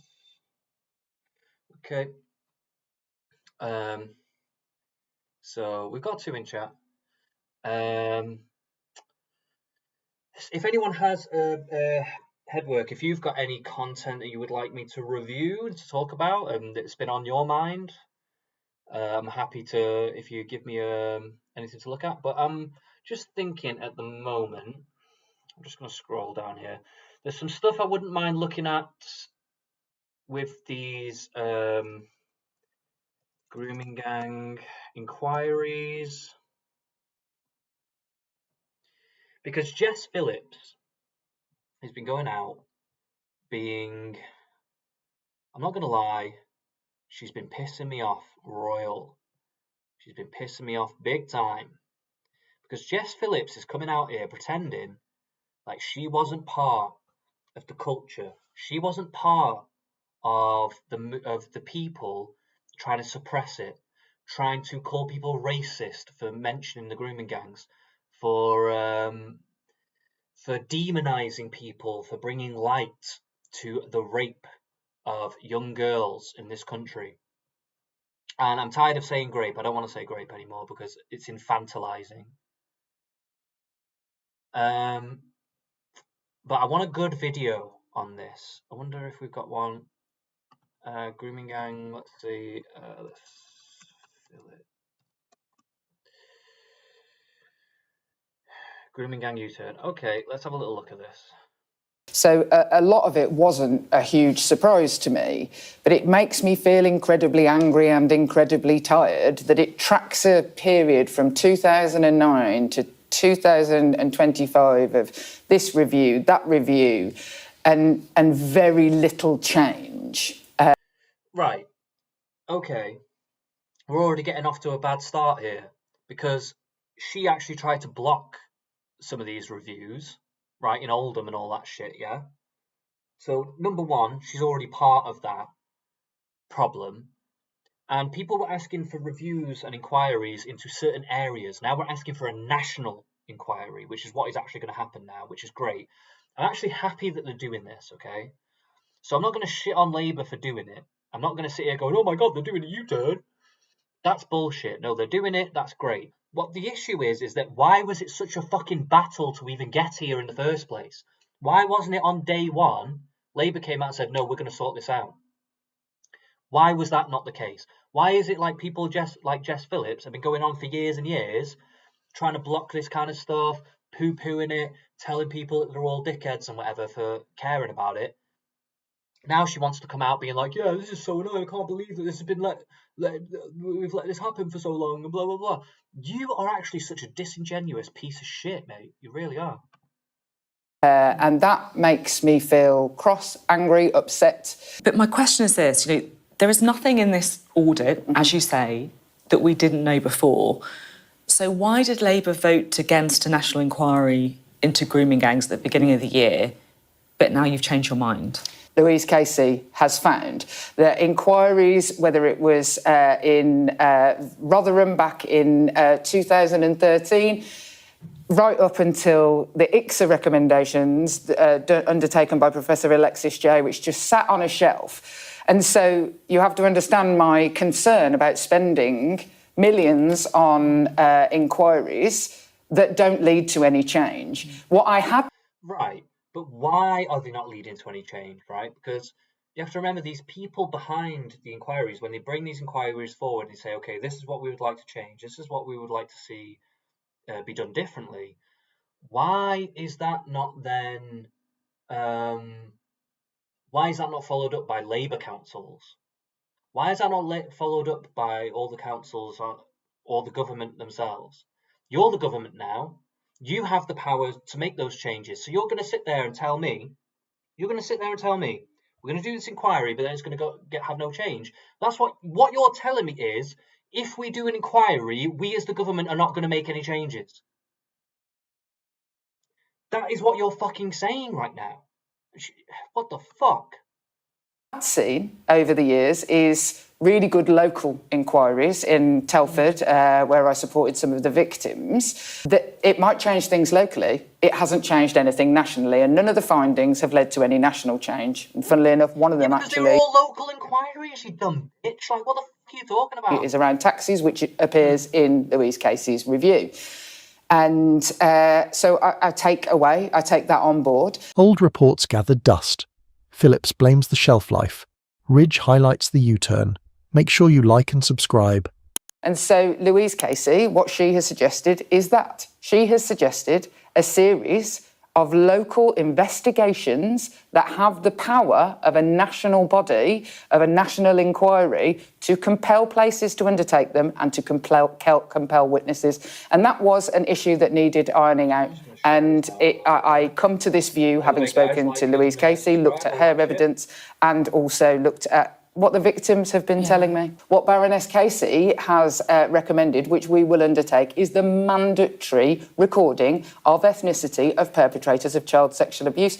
What she has looked at, admittedly, just in 3 police force areas in the review, found an overrepresentation of Asian or British Pakistani origin males. It doesn't matter how I feel about that. Those are the facts. And if we ignore Finally, she's willing to acknowledge the facts after all this time. What an absolute piece of shit, mate. What an absolute piece of shit. Everybody knew this before now. We didn't even need the fucking inquiries, really, did we? Let's face it. But it's only because that they've now forced to face it that they're doing it. It's madness, mate. Absolute madness. Right, I'm sharing this to Twitter. I'm going to share it in a few places on Discord as well. See if we can get a few more heads in here. I'll pop it in.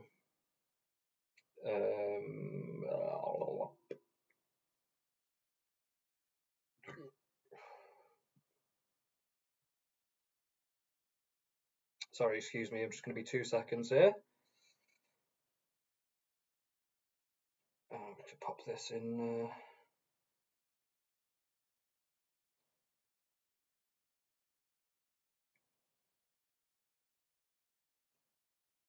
Self-promo.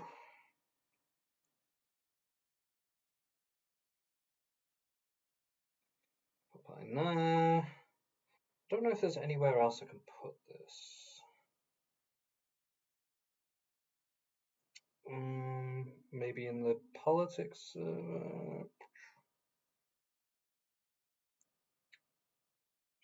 Chat. Okay, right.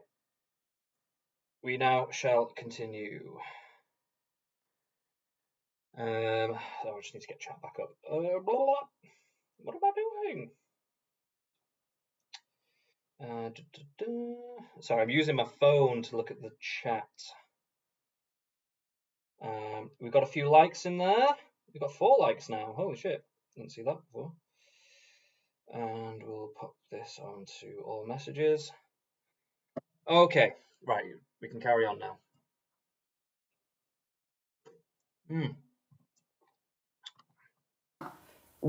How can we ever come up with solutions? Some British Pakistani men, yes, there is a. I hate that she's saying, like, if we ignore this, how can we ever come up with solutions?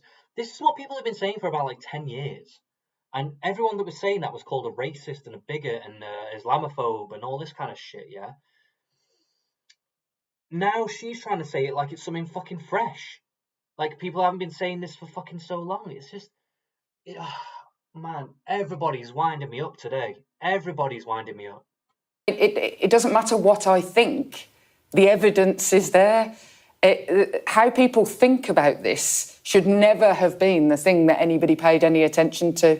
Because some people think that all people of Pakistani origin are abusers, and some people think that none of them are. Thinking has got us nowhere. At last, statistics beat sentiment. The new hybrid research is promoted as the cure for both quiet and impasse. I want to ask you about the specifics in this audit as well, from what Dame Louise Casey is saying specifically about ethnicity, because she is pretty brave with what she's saying, I think, in this. Well, I think she's factual. Do you think there is a specific problem with British Asian men and perhaps specifically British Pakistani men? How are they British, though? I mean, some of them are British, for sure. But I don't know if we should be sitting here going, no, they're actually British. I don't think that is real. A lot of them are immigrants too, or they're first generation, but they don't tend to integrate. So can you really, even though they're British in terms of nationality, I guess, are they British exactly, though? I don't know. They're not necessarily integrated, right? I don't know if I can change the name of the stream.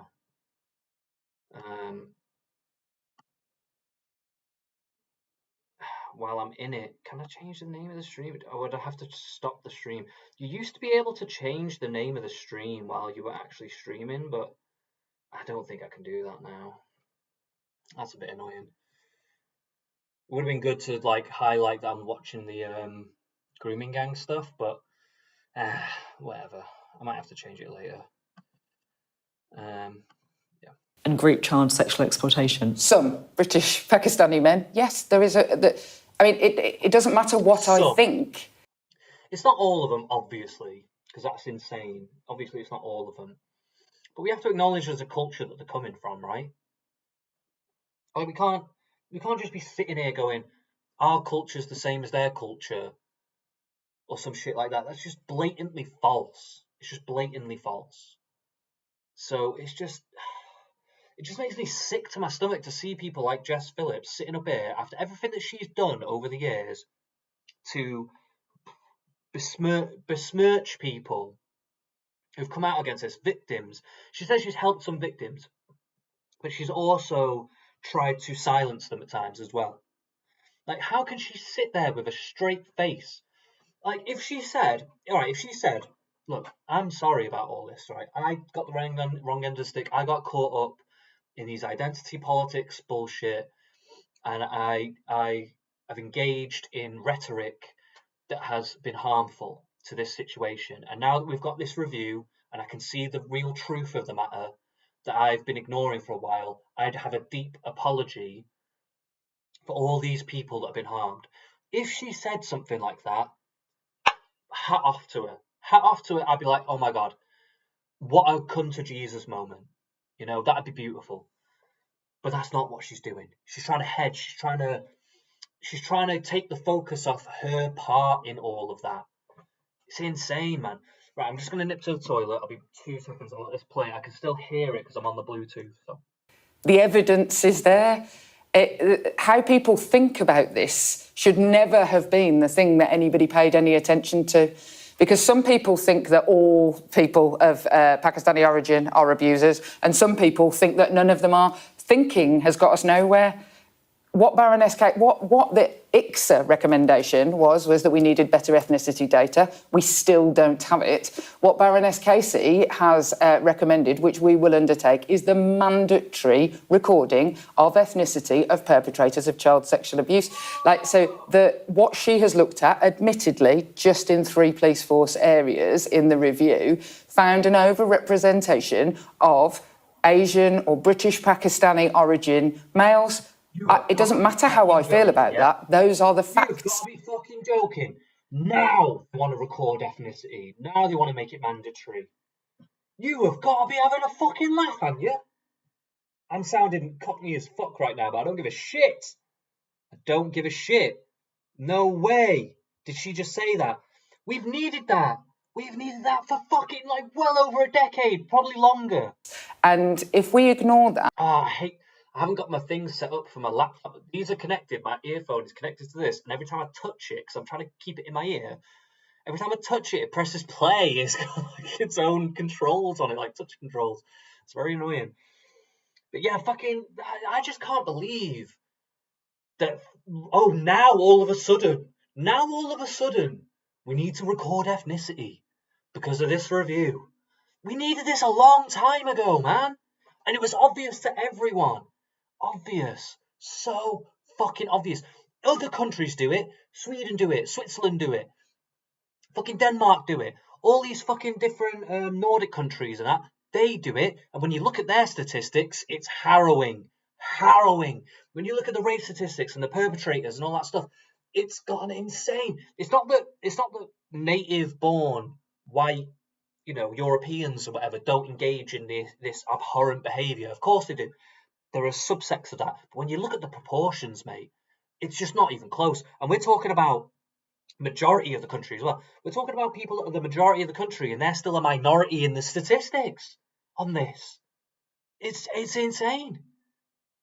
Fucking insane. And they want to pretend that this isn't just rampant in places like Pakistan.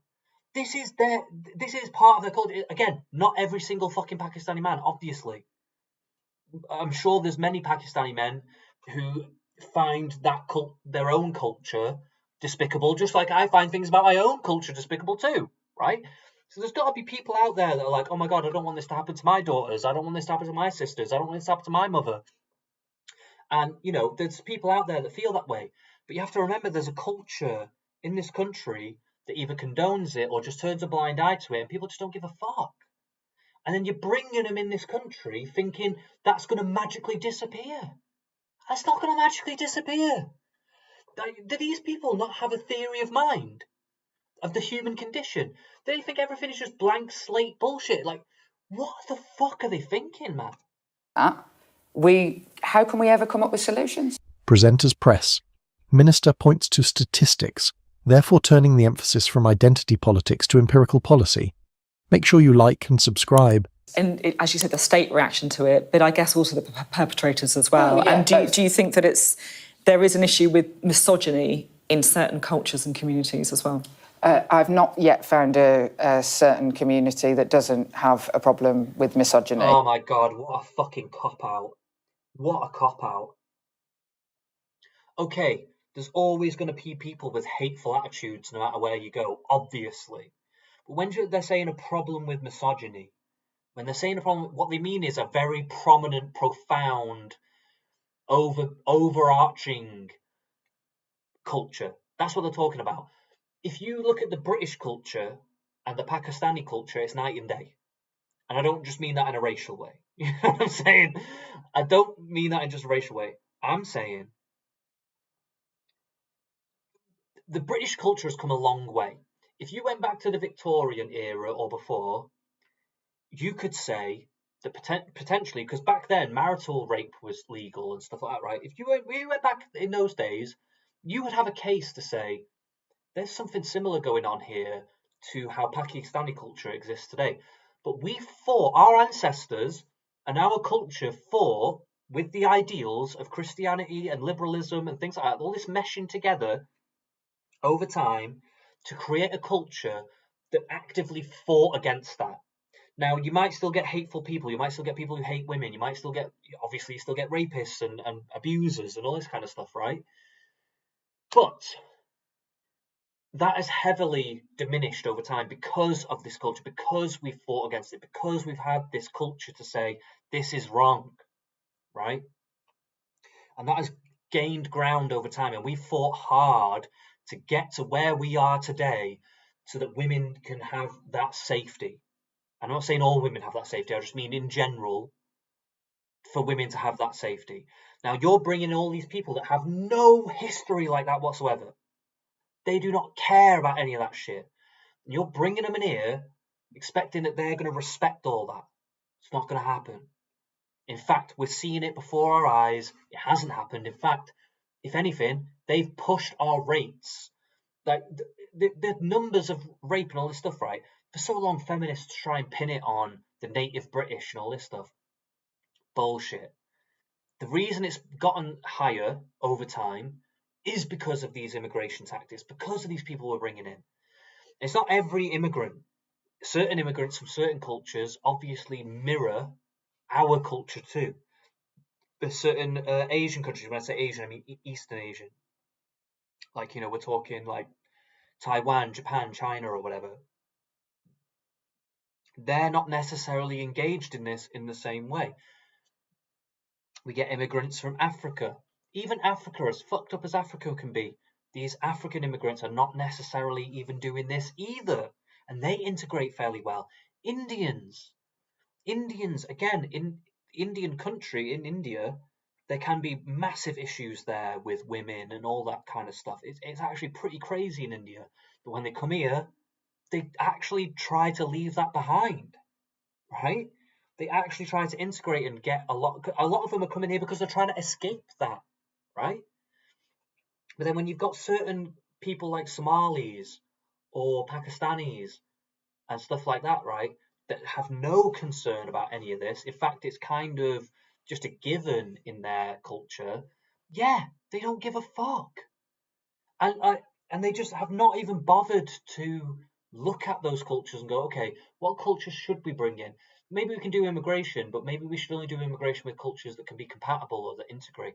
If certain cultures aren't integrated, then we just stop the immigration from those countries. Like, they're not entitled to our country, man. We don't just have to take anyone and everyone just for the fucking sake of it. But that's what it feels like with these progressive type people. In their head, it's like, we've just got to bring anyone and everyone. If they say they want to be here, then just bring them here. Why? What is the actual purpose of that? It's just insane, man. There is no shortage of women on the list I read out every year from every single community that lives in the UK that have murdered their partners or murdered a stranger woman on the street.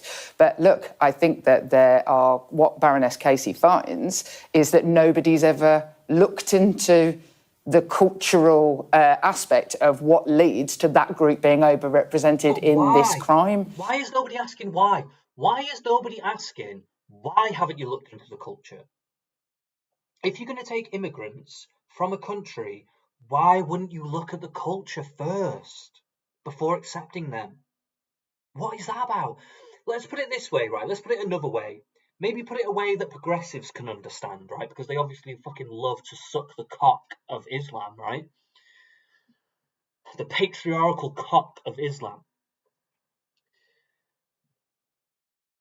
Let's put it in a way they would understand. Let's say we had a country of Nazis, right? They're all Nazis. And they want to move here in the millions. They want to move here in the millions. Would they not stop and look at that culture and go, we don't want all these Nazis in here? Because they directly contradict our values and culture that we are trying to propagate. Would they not think that?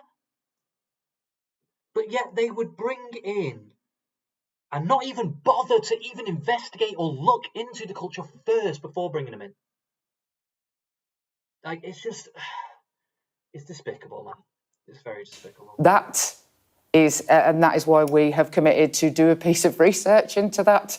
But if you could tell me which particular community has absolutely no misogyny, I might go and live there. In the debate about the ethnicity, which, it has been, that's not new news. This has been written in many reviews over the years. It's just nothing has ever been done about it to improve the data. We will do that. But what often gets lost for me is actually the way we dismiss women's, and especially young girls' voices. Treat them as if they're criminals, treat them as if they're... Yeah, but they've done that from the progressive lens. That's the fucking thing that you're not seeing. They've ignored them because they sacrificed them against this identity politics. The actual people that were speaking up for the girls were Tommy Robinson, the people that you demonise as racist and stuff like that. Those were the people that were speaking up against it. You were doing jack shit, you stupid bitch. Like, what the fuck? Sluts and hussies, and they were asking for it. That existed for far too long. Yeah, but they were employing that tactic. The police were employing that tactic to deflect because they didn't want to have to deal with the fallout because of this progressive politics that has invaded our country.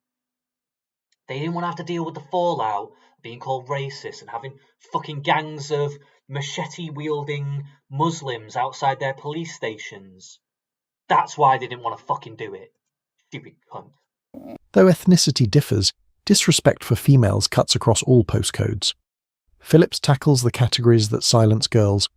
That actually led to direct change. Now, the victims in those cases... So why have you changed your mind then? That's the question. So the victims in those cases in Telford, when they came to see us some months ago, one of the complaints that they made was that it might change things locally. It hasn't changed anything nationally, and none of the findings have led to any national change. And funnily enough, one of them actually is around taxis, which and the Tories have got something to answer for that as well. Anyone that has been involved in suppressing this, not doing inquiries, knowing about certain events but not actually following it up, if they've done a local inquiry and then things from that inquiry that were suggested for safeguarding and stuff like that were not followed through with, those people need to be fucking charged for negligence, gross negligence. That's even the minimum. They should probably be charged with other shit. I just don't know all the fucking legal terms. But at the very least, they should be charged with that.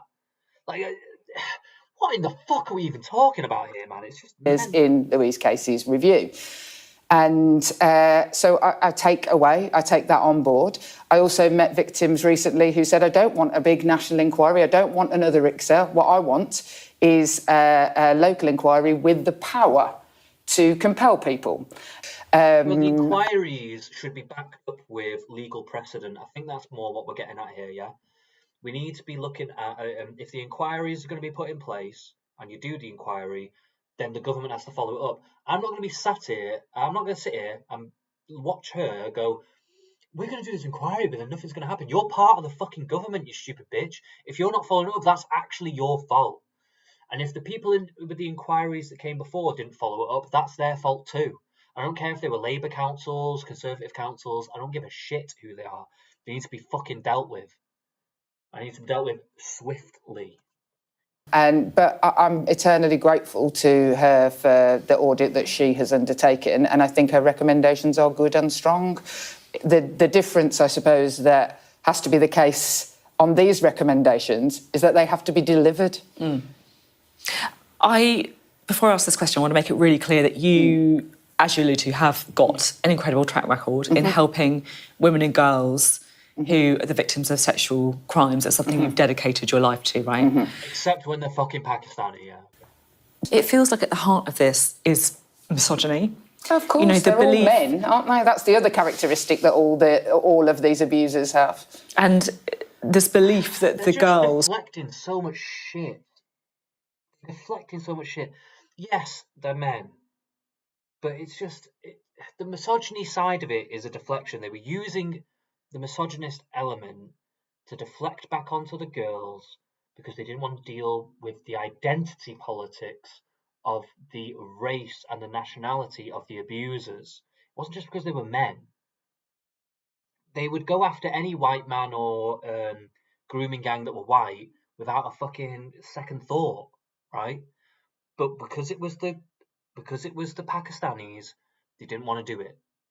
That's the fucking issue here. That's why they were covering it up for so long. We're talking about decades of covering up. Were, the children were worthless. Oh, absolutely. And actually, I think that sometimes... The minister promises this audit won't go to waste. Ridge leaves implied the lengthy record of failed assurances. Sophie Ridge threads a line from previous inactivity to contemporary pledges. Jess Phillips counters with local plus national investigations, improved data, and reforms on misogynistic mindsets. Reordered events expose a conversation. It's not misogynistic mindsets that actually need to be sorted out. It's this identity politics thing. It's the idea that we need to cover up for people of different identities because it might be considered a racist. That's actually what the crux of the problem is there. When they were deflected back on them, it wasn't because they just wanted to pick on them because they're girls. They used that to deflect from the fact that the abusers were Asian. That's the fucking point. And now they're trying to... It's just so frustrating, man. It's so frustrating to listen to this in which numbers eventually surpass conjecture, and a minister's reputation depends on converting Casey's most recent checklist into actual change. Let us know what you think down below in the comments. Very frustrating stuff to listen to. Very, very frustrating.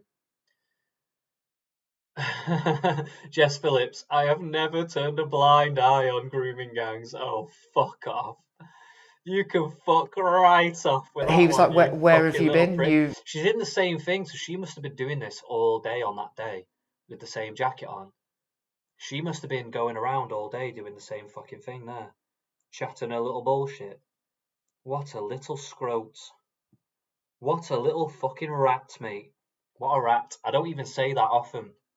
I don't say it often. I don't say the term rat often because it's a bit disgusting. I don't like to reduce people to that kind of level.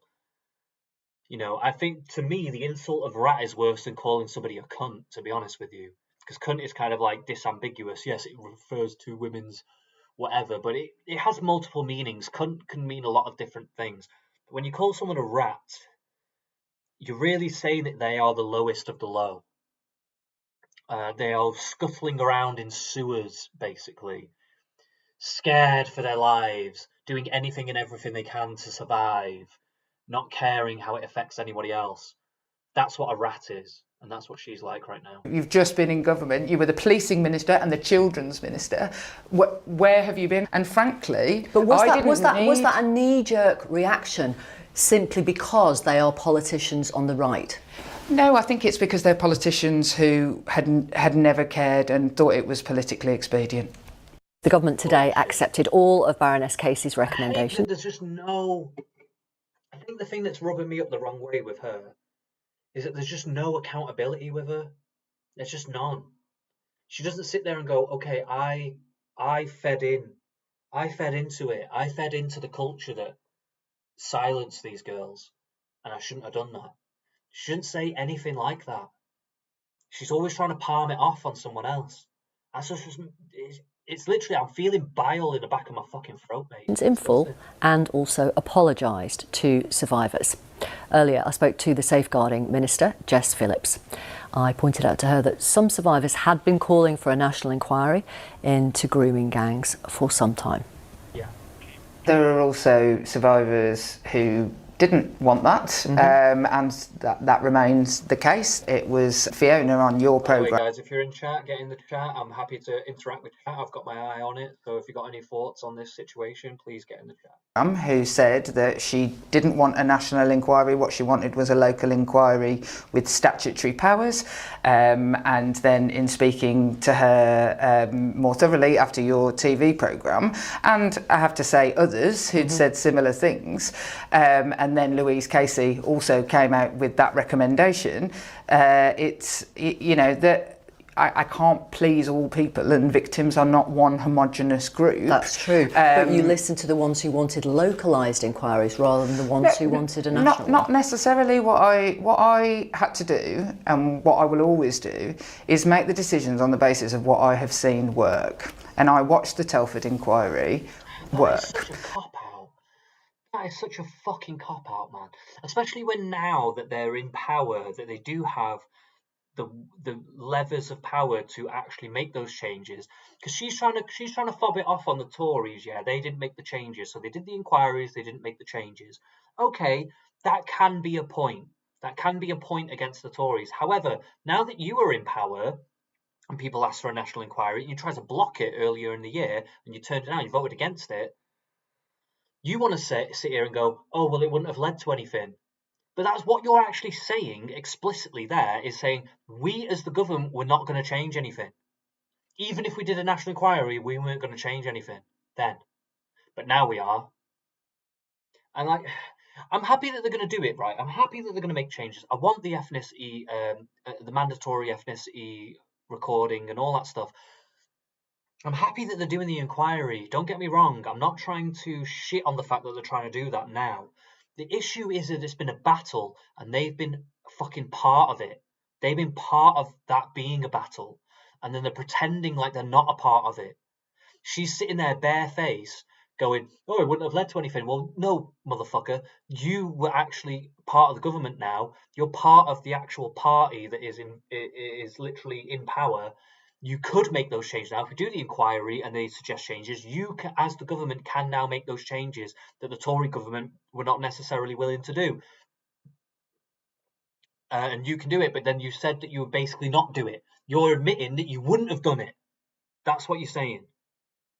I saw genuine local change, actually, and action that continues today, that continues to be monitored today. Now, what I found was since January is, completely compelling arguments now being made by Louise Casey, and ones that I had come to agree with in conversations, including with Fiona, about the need for areas to be compelled and also for them to be able to compel witnesses. But could you have got to that earlier? Well, maybe I could have, maybe I could have got that to that earlier. I'm not going. Look at her. Okay, this is the wow. We've really got to look at that. So the way she just said that then, she said, could you have gotten to that earlier? She says, maybe I could have. But when she's saying maybe I could have, she's shaking her head. No, I couldn't have gotten to it earlier. That's what she's actually saying with her fucking body language. No, I couldn't have actually gotten to that earlier. Yeah, I could have gotten to it earlier in her words, but in her action, no, I couldn't have gotten to it earlier. Maybe I could have, maybe I could have got that to that earlier. I'm not going to follow a sort of like a furore or a political game. I wanted the job that I have, and I believe the Prime Minister gave it to me, is because I deeply, deeply care and want to do the right thing. So I'll put my hands up if people think that. Yeah, you were blocking it in Oldham. You voted against the national inquiry until it came up against now. So what the fuck are you talking about, you disingenuous piece of shit? Should have come to it sooner. Whatever. It comes from a place. This and what has been bandied about in the meantime. The idea that I'm trying to cover something up it's insulting. It's insulting to all of the victims who you're insulting, you little bitch. Worked with and have worked with and have tried to get justice for, in some cases been successful, in too many unsuccessful. You mentioned the Prime Minister. You will remember that he described the calls back in January for a national inquiry as people jumping on a bandwagon of the far right. When you exactly. I love her, man. I would fucking marry her on the spot, She's not even being like too crazy with it. She's not like I wish she would hold her feet to the flame a little bit more.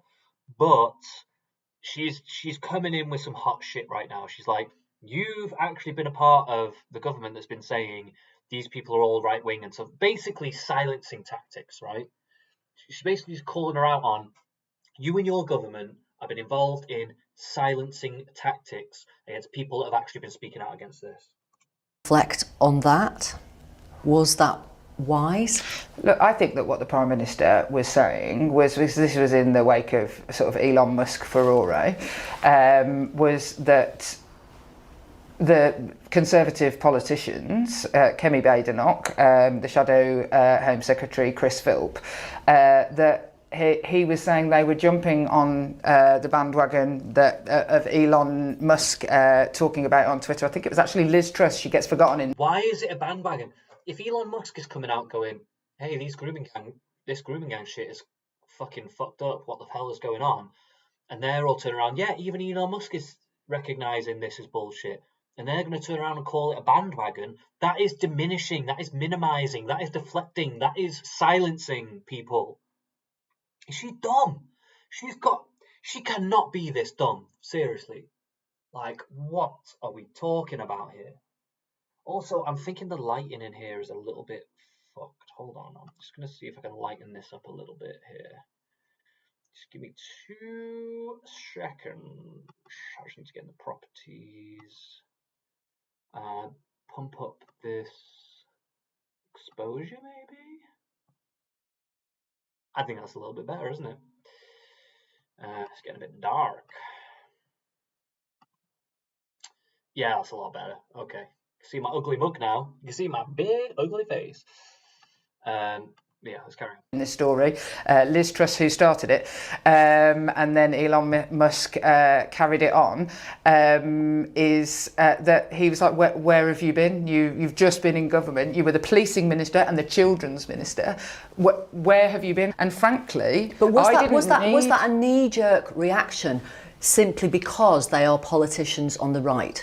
No, I think it's because they're politicians who had never cared and thought it was politically expedient.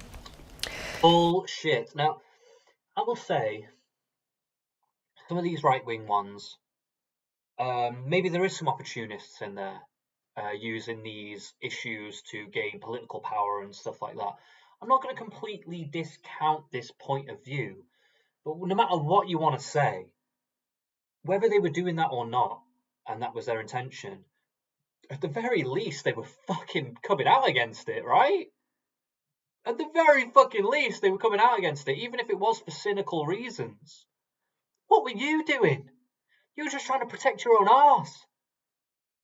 You just wanted to ignore it. It's disgraceful, mate. It's just fucking disgraceful. Baroness Casey's report says questions about ethnicity have been asked but dodged for years, and there have been enough convictions across the country of groups of men from Asian ethnic backgrounds to have warranted closer examination. Mm-hmm.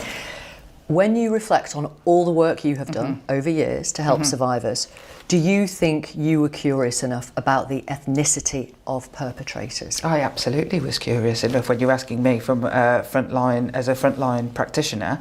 So you wanted to know why it was predominantly men of Pakistani heritage? I've always wanted to understand, and of course, what Baroness Casey has looked into is... It's easy as fuck, like anyone could... You only need to watch a couple of documentaries about Pakistan and the culture in Pakistan to get an idea of what's going on. It would literally take an afternoon.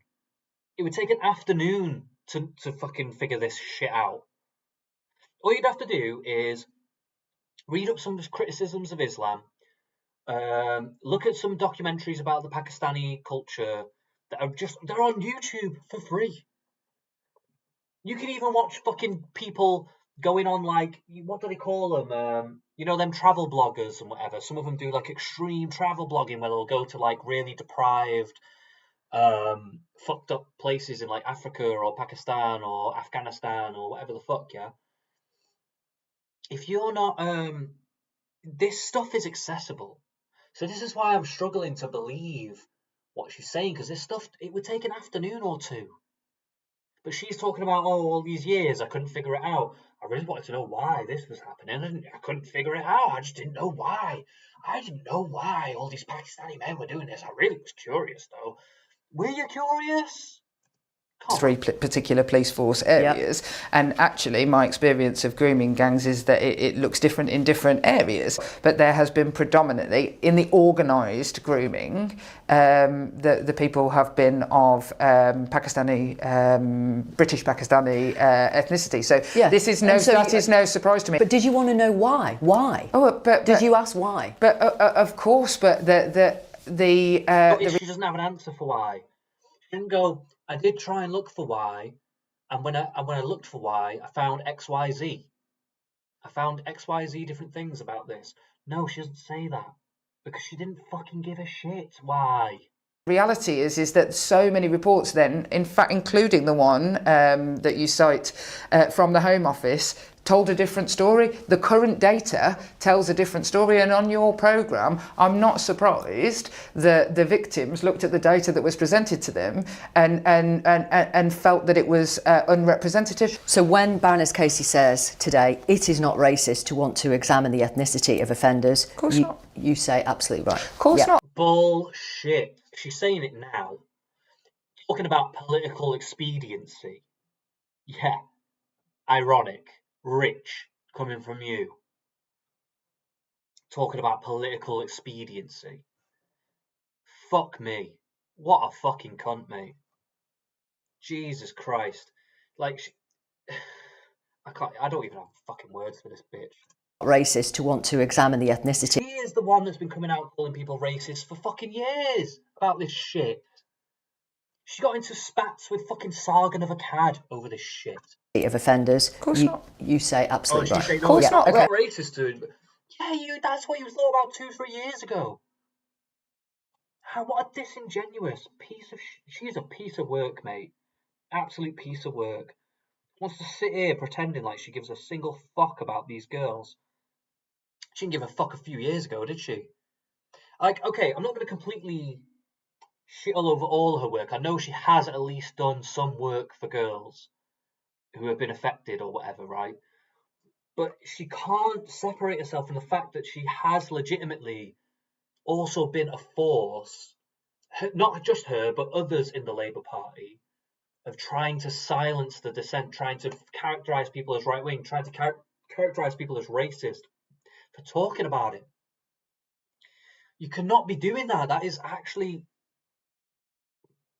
It's just disgusting, man. It's disgusting. I didn't think it was in forced marriage. I didn't think in moving forward on forced marriage. I didn't think it was racist in moving forward on female genital mutilation. I didn't think it was racist. So sorry, when people say you and others in Labour, in the Labour Party, in opposition and in government, have stuck your head in the sand about this. I mean, that people can. There are undoubtedly people who have. I'm not going to, and Louise Casey finds that, and there is plenty of anecdote, for example, around Anne Cryer, a Labour MP who spoke up about this, being told to keep it quiet by people, from within the Labour Party. And Maggie Oliver herself, a whistleblower, says Labour and the Tories have both turned a blind eye. Maggie Oliver is absolutely right. When Sarah Champion came out and spoke about it at the time, I completely and utterly supported her. So look, people have turned a blind eye. There's I'm not denying that. Including you? People. Absolutely not me. I have never. What a joker, mate. What a fucking joker, mate. How is she sitting there barefaced saying that shit? Turned a blind eye. I never would shy away from calling a problem. Listen, right, I'd have nothing to say. I'd have nothing to say if she just straight up went, you know what, I was a part of that too, and I regret it. And I wish I'd never been a part of that. I said, if she just said, I tried to help some girls, I tried to help some things, but I got caught up in the bullshit. And I shouldn't have been caught up in the bullshit. That was wrong of me. But she's not willing to do that. She's trying to... Again, just like she was trying to save her fucking skin back then, when she was trying to fucking blame everyone else, calling everyone else right-wing and racist and all this stuff for bringing it up. Now she's trying to fucking save her own fucking skin again. Revising history. Problem, what it is. Is the government concerned about the possibility of any unrest or violence in the wake of the publication of this report? It would be horrifying, as it was after Southport, if the news story about this stopped being about young women like Jade and Fiona and started to be about people causing unrest.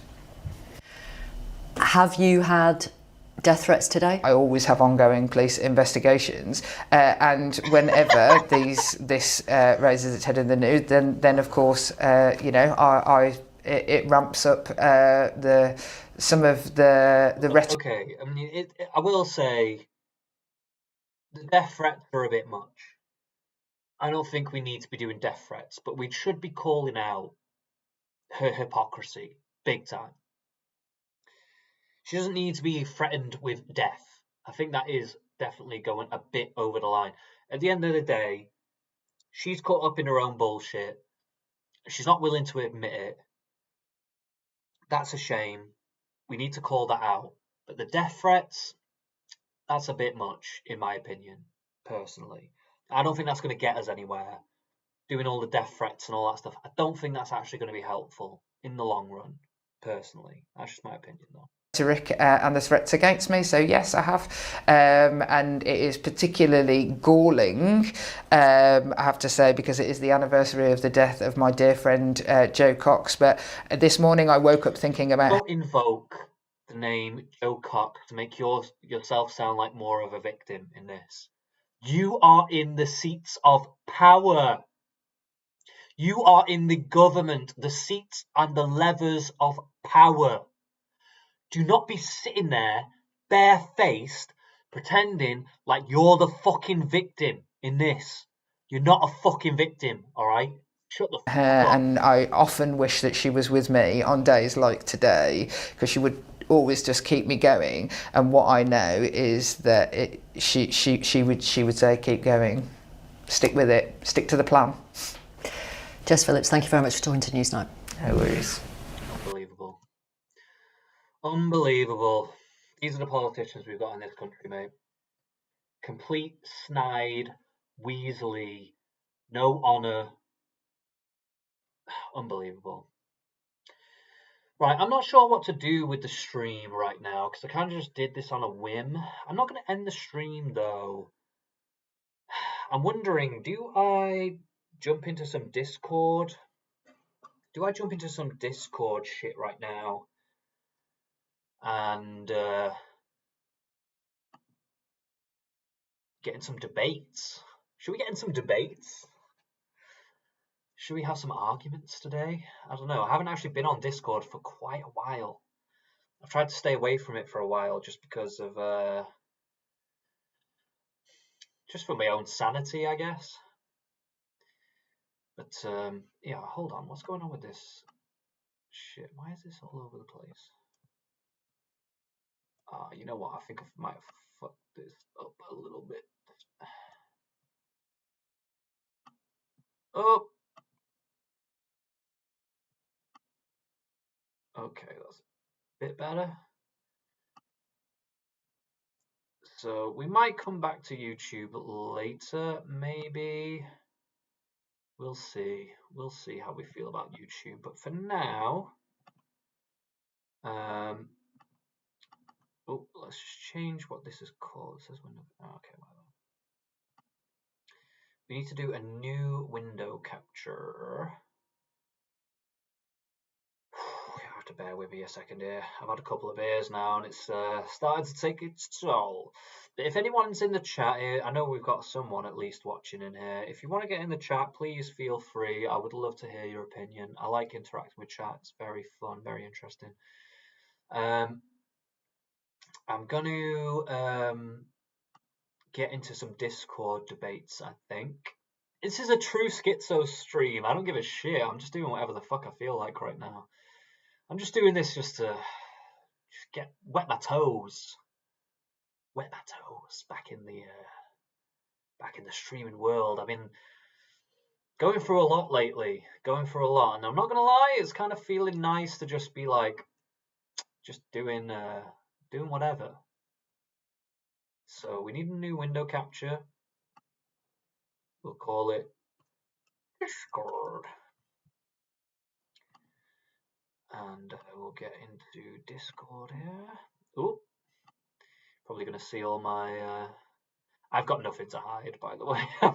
I'm not doing anything weird in my Discord, so I really don't give a shit. But we are going. Hold on, guys. Hold on. Oh my god! I'm using a trackpad. I haven't got a mouse, and it's a very annoying trackpad, I have to say. We're gonna get into a Discord server. Probably go in the politics server because that's where all the psychos are. Oh, god damn it! There we go. Let's get rid of all that. Right, we're gonna jump into some Discord servers, methinks. So there is one that a friend of mine invited me to called Talk Philosophy. I don't think there's anyone in here right now. We might get into that later. I'm going to stream for a while, I think. I'm not going to say everything that I'm doing right now is going to be always that interesting, but I've got a few servers to play around with. Oh! What have I done? I did not mean to do that. Whoops. Whoopsie! So, yeah, I've got a load of gaming ones that I'd normally go to. We'll go, politics has always got some people in. We've got modern day debate as well. We've got J-Stalk, we've got Mr. Girl, we've got Aber and Preach. We can maybe do a bit of Aber and Preach in there, see what people are saying.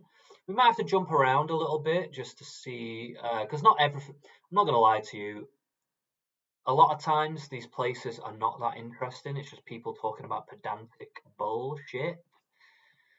So I'm not going to be sitting here like getting involved in like conversations that are obviously just redundant and boring. I'm going to be trying to find some interesting ones, but prepare yourselves because there probably will be some racism, some strong language, all that shit. But we're all adults here. We're all adults here. We can handle that, right? We can handle some extreme language. Can we not? Or are we scared? Are we a little pussy? Are we a little pussy ass bitch? How do I get rid of this? Close. How do I get this out of the folder? Like that. Oh. There we go. Yeah. Okay. So let's get into the politics server first. We'll go into politics server. We'll see what's happening in here. It doesn't like scrolling very well. The scroll is a little bit naff. I'm gonna have to get rid of the Google. I think that's fucking me up a little bit here, making it a little bit not as good. Yeah, there we go. It's still scrolling a bit shit, but okay, whatever. Iran versus Israel. I'm very interested about Iran versus Israel, so maybe we should have a little look at that, shall we not? Wonder what people are saying. They're probably saying a lot of bullshit, but let's see.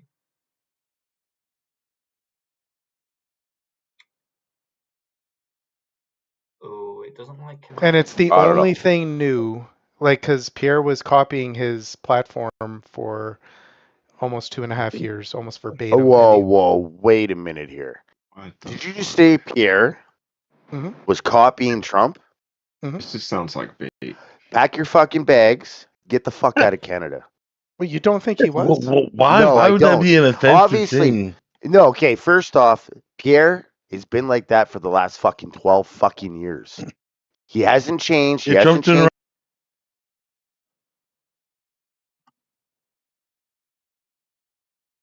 Can you hear me fine, by the way?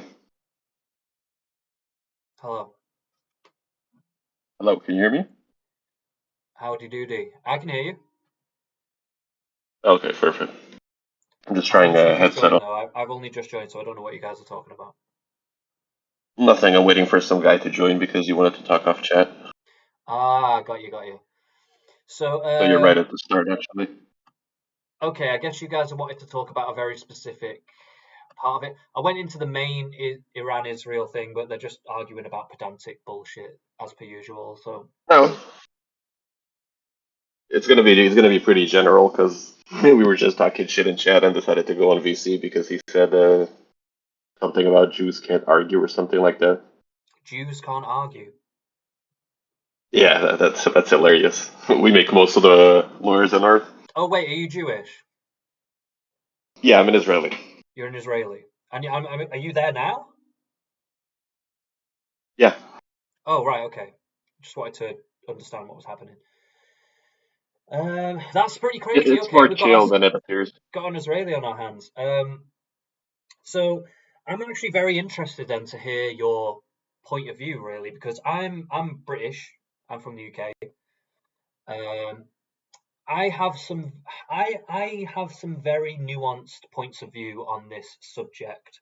Obviously, everything that's happened recently, I've been watching it very closely. In terms of Iran, everything that's been happening with the Palestine, Israel, Iran, everything, all the conflict. You see, but it's easier to discuss the nuance about Palestine because it's there. It's always discussed. But when it comes to Iran, I don't think anybody can really discuss nuance here. It's a different history with Iran for sure. There is no history with Iran. The history we have with Iran is they used to be our closest ally until the 70s. Literally our closest friend in the Middle East. Right? Yeah. So all we're doing is saving our Persian friends and bringing them back to the old era. We don't have beef with the Persians. They're not Arabs. It's not against the people. Not necessarily, but I don't know if that's public opinion is always going to be that way. Oh, definitely.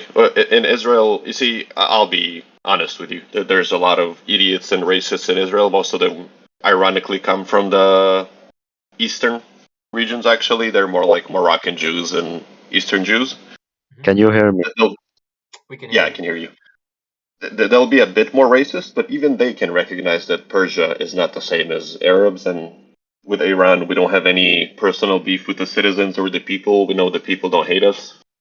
I don't know. What are you discussing about? True, though, right? Because the government of Iran have been funding proxy terrorist organizations that have been the government of Iran. Right? Yes. No, it's the people of Iran. The people and the government of Iran support the Palestinian cause. Okay.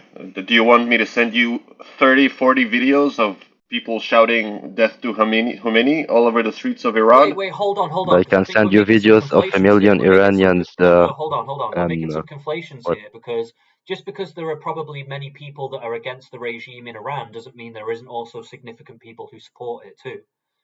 That's exactly what I'm saying. The way we look at it, geopolitically, is the people who support it, they support peace. They don't want to get bombed to shit to change the regime. I don't think there's anybody except maybe a small extremist Muslim minority. I mean, if you want Iran cheering and watching the missiles rain down and loving it. I'm not seeing anybody standing and cheering in Tehran because they're all being evacuated. They can't see the missiles landing. Iran as a society is pretty divided when it comes to foreign policy. It's not pretty divided. There's Arabs significant, there's significant opposition, and at the same time there's significant support. One thing Arabs love to deny about this Iran-Israeli conflict is that we don't have a beef with the Persians. It's just their Muslim regime that brings them to this Palestinian side. Did you think about that? Iran is working for peace in the Middle East. We talk to Iranian citizens. We get messages from Iranian citizens. Of course, there's going to be Iranians that hate Israel. I'm not saying it's an absolute. Hold on. I'm just most hate Israel. That is true. I'm trying to cut through here because I think there's a double-edged thing here. I'm not saying that there isn't Iranians that might be more on the side. I'm saying it's a majority. You're saying it's a majority. But it's a majority. I can't tell either way, to be honest with you. However, I do know that. By the way, I didn't say on the side of Israel. I said they're up for dropping the regime. They're against their own government, so in a proxy way, they're kind of for Israel. That doesn't mean they love Israel or want to be the best allies with Israel. That means they support Israel in dropping their regime. Yeah, that's fair to say. Not necessarily, but it's like more like proxy. Like by proxy, the enemy of my enemy is my friend kind of a thing, right? Yeah, also there is no, again, like I said, there is no geopolitical beef between Persians and Jews. It was never a thing until the Ayatollahs took over. Okay, fair enough. I don't know necessarily about that. What do you mean there is? Until the Ayatollahs took over. That's like 50 years. Yeah, because I want to say that we're talking about the Ayatollah takeover, personally. But at the same time, I can also understand that there's probably a significant amount of people in Iran who are against their own government, doing all these proxy wars, doing all these things, and also oppressing them in a horrible manner. So, yes, there is, but it's a minority. But you're saying it's a minority. And where are you from? Sorry, mate. I'm from Lebanon. You're from Lebanon. So, of course, in Lebanon, that's where proxy people have been funded by Iran, right? So you're getting He's the the first proxy that I got don't defeated. really consider them as proxies. Well, I'm just saying that as like a technical thing. You can think about it however you want, but I'm just saying. I'm going to let him talk for a second, Christ, because you're going to realize how far his goalposts are and how he doesn't define anything as what it is because he has his own Muslim Arab definitions. I mean, Israel is a Western proxy in the region. Why I'm saying that, though? Why I'm calling a proxy? Why you're saying that?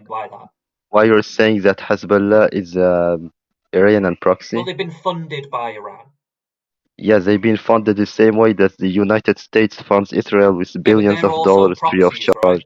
So Israel is kind of like a proxy for America, right? It's not the same relation at all. No. You guys are mixing things up without having the proper knowledge. Israel gets billions of dollars with absolutely nothing in return. Hold on. Yeah, I'm not saying that they're literally that. I'm saying that just so that we have an idea of what we're talking about. Yeah, but you're giving him too much. You're giving him too much land to walk on. You're being too loose. And the thing when you're talking to people like him, and I'm not saying this in a racist sense. I mean in a sense of somebody who's an Islamist, an Arab. You need to avoid the loose terms because all they do is use loose terms to turn the conversation away from the actual point. When you get bogged down, I have absolutely no idea what he's talking about. You can't have a discussion when you. Look, if he can put Israel and Hezbollah in the same box as proxies, then obviously something's wrong with this conversation, right? With the semantics here. I don't think that's actually. Tell me how Israel is not a proxy of the United States. Israel develops weaponry. Israel has its own economy where it purchases weapons and spends tons of money, unlike Hezbollah that doesn't develop shit and only receives. Hezbollah is an armed force. It's not a government. It doesn't matter how developed they are. Okay, Christ, from what the sentence I just said, no, hold on. Israel depends on United States funds. My point was how developed they are, or the fact that Israel develops weaponry and that makes them not a proxy like Hezbollah. Israel depends on the United States for its air force and air defense systems, which are crucial in its protection. There isn't a single Arab country that doesn't receive Russian or Chinese weaponry. What's your point? I'm not against Iran per se. Those countries are. What I'm trying to get. Can you let us talk? Countries like the Gulf countries are proxies of the United States. What are you saying about the United States? The Gulf countries are proxies of the United States and the US. So everybody's a proxy of either Russia or the US because everybody in this conflict receives weapons from either side. Kind of, yeah.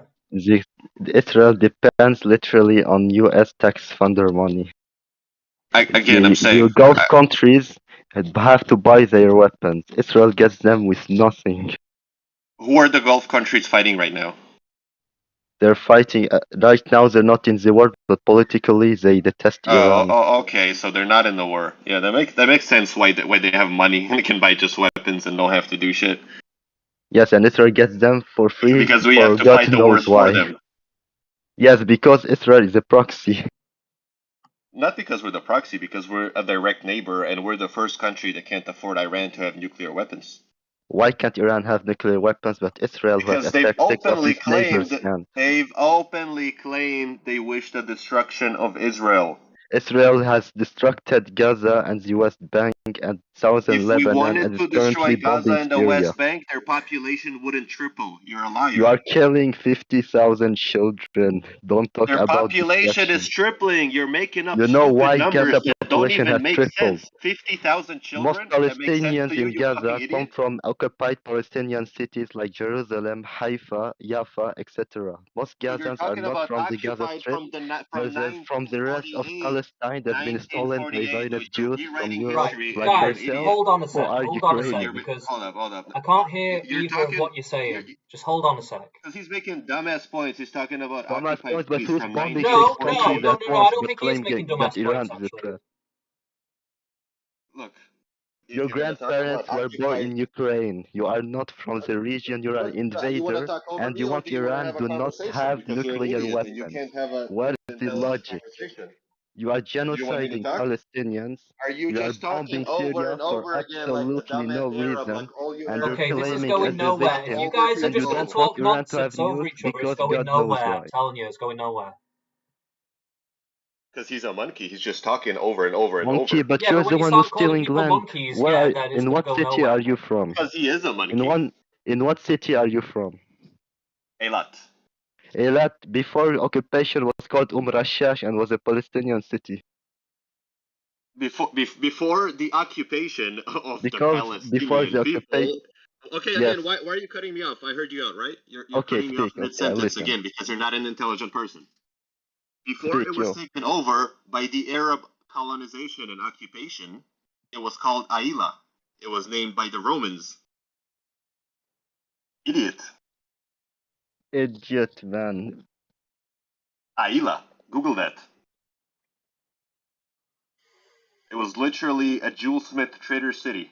It was populated by Jews back under Roman rule. I don't think we should be going back like 1,000 years to try and make a point. That's what he's doing. That's what he's doing. What they did, they came over with the Arab colonization. They renamed all the villages. Yeah, everyone in the region's a colonizer. I don't really give a fuck. No, that's not my point. My point is now he's coming and he's telling me that these cities used to have a different name. So I'm just explaining to him how he's an idiot. I grant that as a dumb point. I grant that as a dumb point. Okay, I'll see that. That is a dumb point. You're not the debate manager, bro.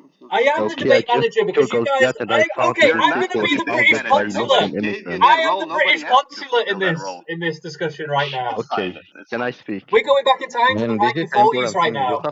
Look, you need to understand, and I get you're here to discuss politics, and this is like an entertaining moment in your day, like an intellectual moment. No, I am taking it seriously. My country and his country are trying to kill each other. Can I speak so now? It has a bit more depth in it for us.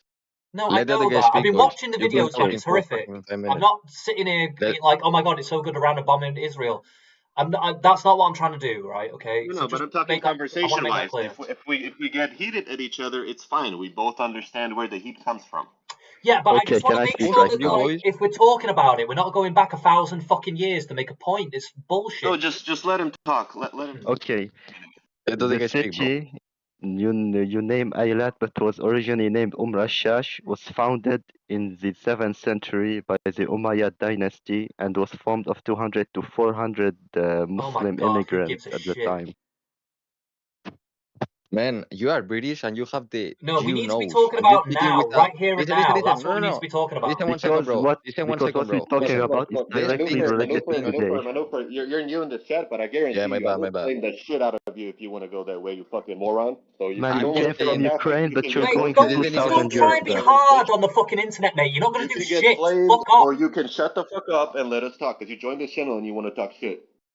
You didn't even listen to me. Yeah, it's good. You don't even listen to me. Shut your bitch ass up, you dumbass. You're speaking to a British Jew guy, and you are British That's why your religion is under 90 IQ, you fucking moron. Man, I'm not fucking Arabic. I'm European. Clearly, you need the British to be a mediator. Just look at the fucking state of this. Look at the state of this. Religion comes from Africa and the Middle East. I'm Christian, you dumb fuck. I'm Christian, dumb fuck. I'm from Spain. They can't see who discovered your land.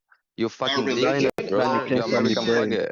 Go vote for Donald Trump, you religion in the faggot. world that averages 80 IQ. Man, you killed 50,000 civilians. Jew British, brother. Well, Your country is made by British Jews, brother. Because And you you're have speaking 90 Kiev shit. IQ and you're all just talking to you chatting guys in Discord. Hey, brother, it's made by fucking 13 British used colonies, brother. You are fucking Jew, man. Don't make me start colonizing again. The British invented you. I say this. Don't make me start colonizing. I'll come over there.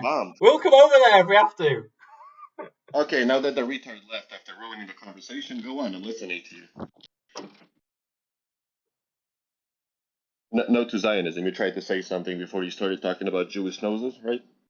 I didn't talk about that. I just said that Rashash was formed by a community of what?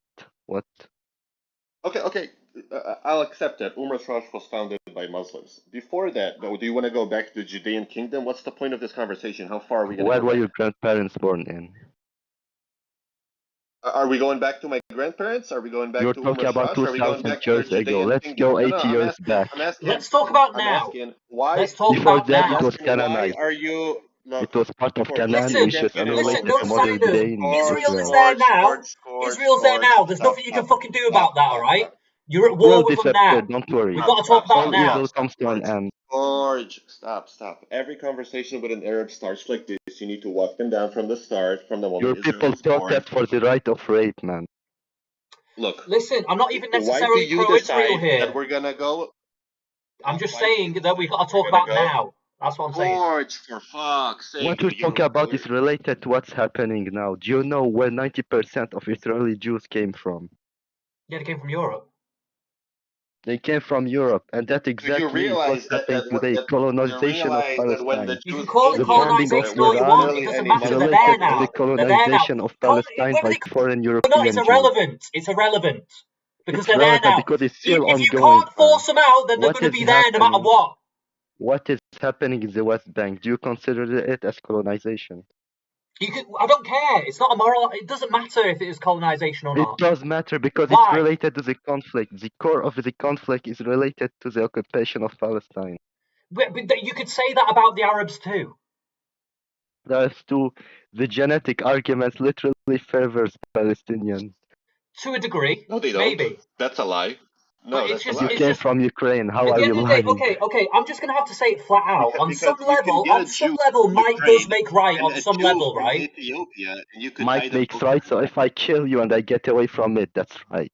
I'm not saying it's right morally necessarily, but what I'm trying to get at is when people enact their will in the world as a nation or a peoples or whatever, right?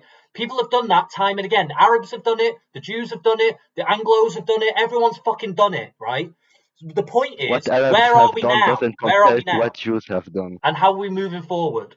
That's the point. Literally, every current Arab country because is a still colonial ongoing. product. Every What is a current colonial Arab project? country is a colonial product. I agree Saudi that most Arabia. were formed by Britain. That's what I agree with, but the people there are not a colonial project.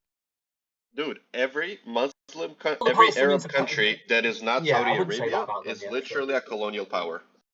A colonial power? How? Because they're not native to the region. They came over and conquered it by force, by colonialism. Do you know that most people in Arab countries are genetically related to the land? What do you mean genetically related to the land? That's a weird As statement. Nobody can be people who genetically related we need to to a patch of actually earth. understand the term most Arab. North African Arabs are Berber genetically. No, hold on. Most Levantine Arabs are Levantine genetically. No, that's not quite true. Arabization. No, that's not quite true because the term Arab is a bit like saying European. It's a white term, you see. Well, yeah, kind of, but like Arabs are not necessarily genetically distinct per se.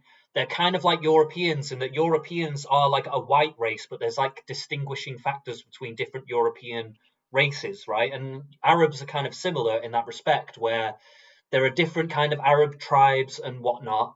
And yeah, you can call them Arabs, but they're not always necessarily genetically unified. Do you know that the genetic distance between a Saudi and a Moroccan is the same between a Saudi and a Norwegian? I mean, if that's true, then that means Arabs are more genetically unified, and that would make them more of a colonizing force then, right? Their existence what I said disproves across different places a genetic unity. Look, you don't understand. The only point you're trying to prove is that your people used to be colonizers under the great Muslim colonization terms, where they try to make entire regions Not Muslim. Then you had but sex, they were conquered. and then you had sex with the local population and mixed with them genetically. So now your point is, oh, we're not colonizers because we raped the locals. Look, our genes are there. Do you know how long it took for Egypt to become majority Muslim? What's the point? Is this the Muslim History Channel? I don't get it. 700 years. It's the irrelevant Arabic to what we're talking about right now. At the first was not for spreading Arabism. It was for spreading religion. It has nothing to do with ethnicity. That's literally what I said, under the Muslim occupations. Which were not as oppressive as you make them up to be at first. No, they were quite oppressive. Again, that's not the point. You fuck the local population, you spread your genes there, and now you're saying you're the local population. Even after 1300 years of Muslim control, the Levant was still 30% Christian. Okay, Scourge, I'm gonna let you keep talking to him, and then in a few minutes I'm gonna let you realize why I called him a monkey, like prior to this conversation. You know that the Christian population of the Middle East has decreased after Israel became to be. What did you say? The Christian population of the Middle East has dropped significantly after Israel came to be. Israel has been more damaging to the minorities of the Middle East than Arabs have been. Oh, look, I love this lie that Israel is somehow worse to Christians than Muslims who literally kill them across the world. You kill 50,000 civilians. Oh, I thought it was children a second ago. Now it's civilians.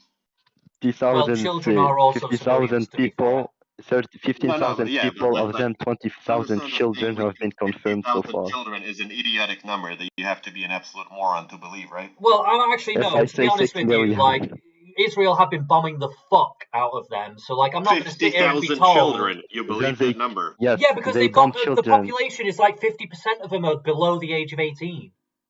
You know how many people understand how the conflict are worse. Do you think Israel just comes and bombs population centers? We drop. Yeah, they have actually just been bombing the fuck out of them. Yes, they have. We drop. They have. We drop fucking leaflets. Can you guys not then you overtalk me every single fucking sentence I say? Look, I'm not trying to take a side. I'm just saying what's real. I'm not trying to take a side. I'm saying what's real. Okay, speak. Let him speak. You're fucking morons. I'm trying to make a sentence and you guys keep overtalking me.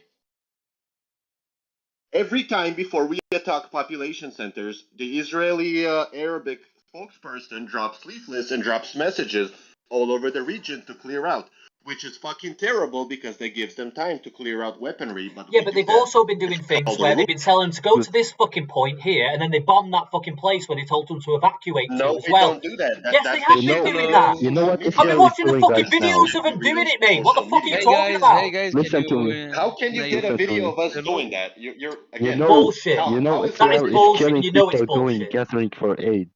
Israel is going out shooting people gathering for aid. That's Hamas, because Hamas wants it to look like what you're saying right now. Hamas have a lot of responsibility in this too. Don't think I'm letting them off the hook. Listen, Hamas, they're not off the hook. Hamas are fucking disgusting. Hamas wants. Okay, that's what I'm saying. You know, if Hamas was there, Israel would bomb the entire Hamas place. is surviving. Why surviving? Because he took hostages and because he's doing genocide on Gazans people, not Israel. Okay? And Israel are doing it too. And they wanted to look like Israel is doing it, so then they get money, because that's how they are alive now. Because they get money and support. Israel are doing it use too. the word genocide. Population tripled. No one's getting off the hook here. Hamas are fucked up, and so is Israel. Listen, Hamas who is bombing Gaza? Tell me who's bombing it. Is when people die in Gaza. That's what helps them. That people die in Gaza. That's their strategy. You're telling me that every time you say Hamas is at fault because Israel is bombing you're children. Helping Hamas and you're helping Palestinians to die every time you say free You're Palestine. not completely wrong in what you're saying, but you have to recognize that Israel are playing into their hands, right? No, we're not. Yes, no, you are. Israel is not overreacting. Basically, I'm not going to call it a genocide, but I'll call it a slaughter. Slaughtering all these people is playing into their hands massively. Listen, you should chill, because if you do not chill, it means you cannot get any new information. Okay?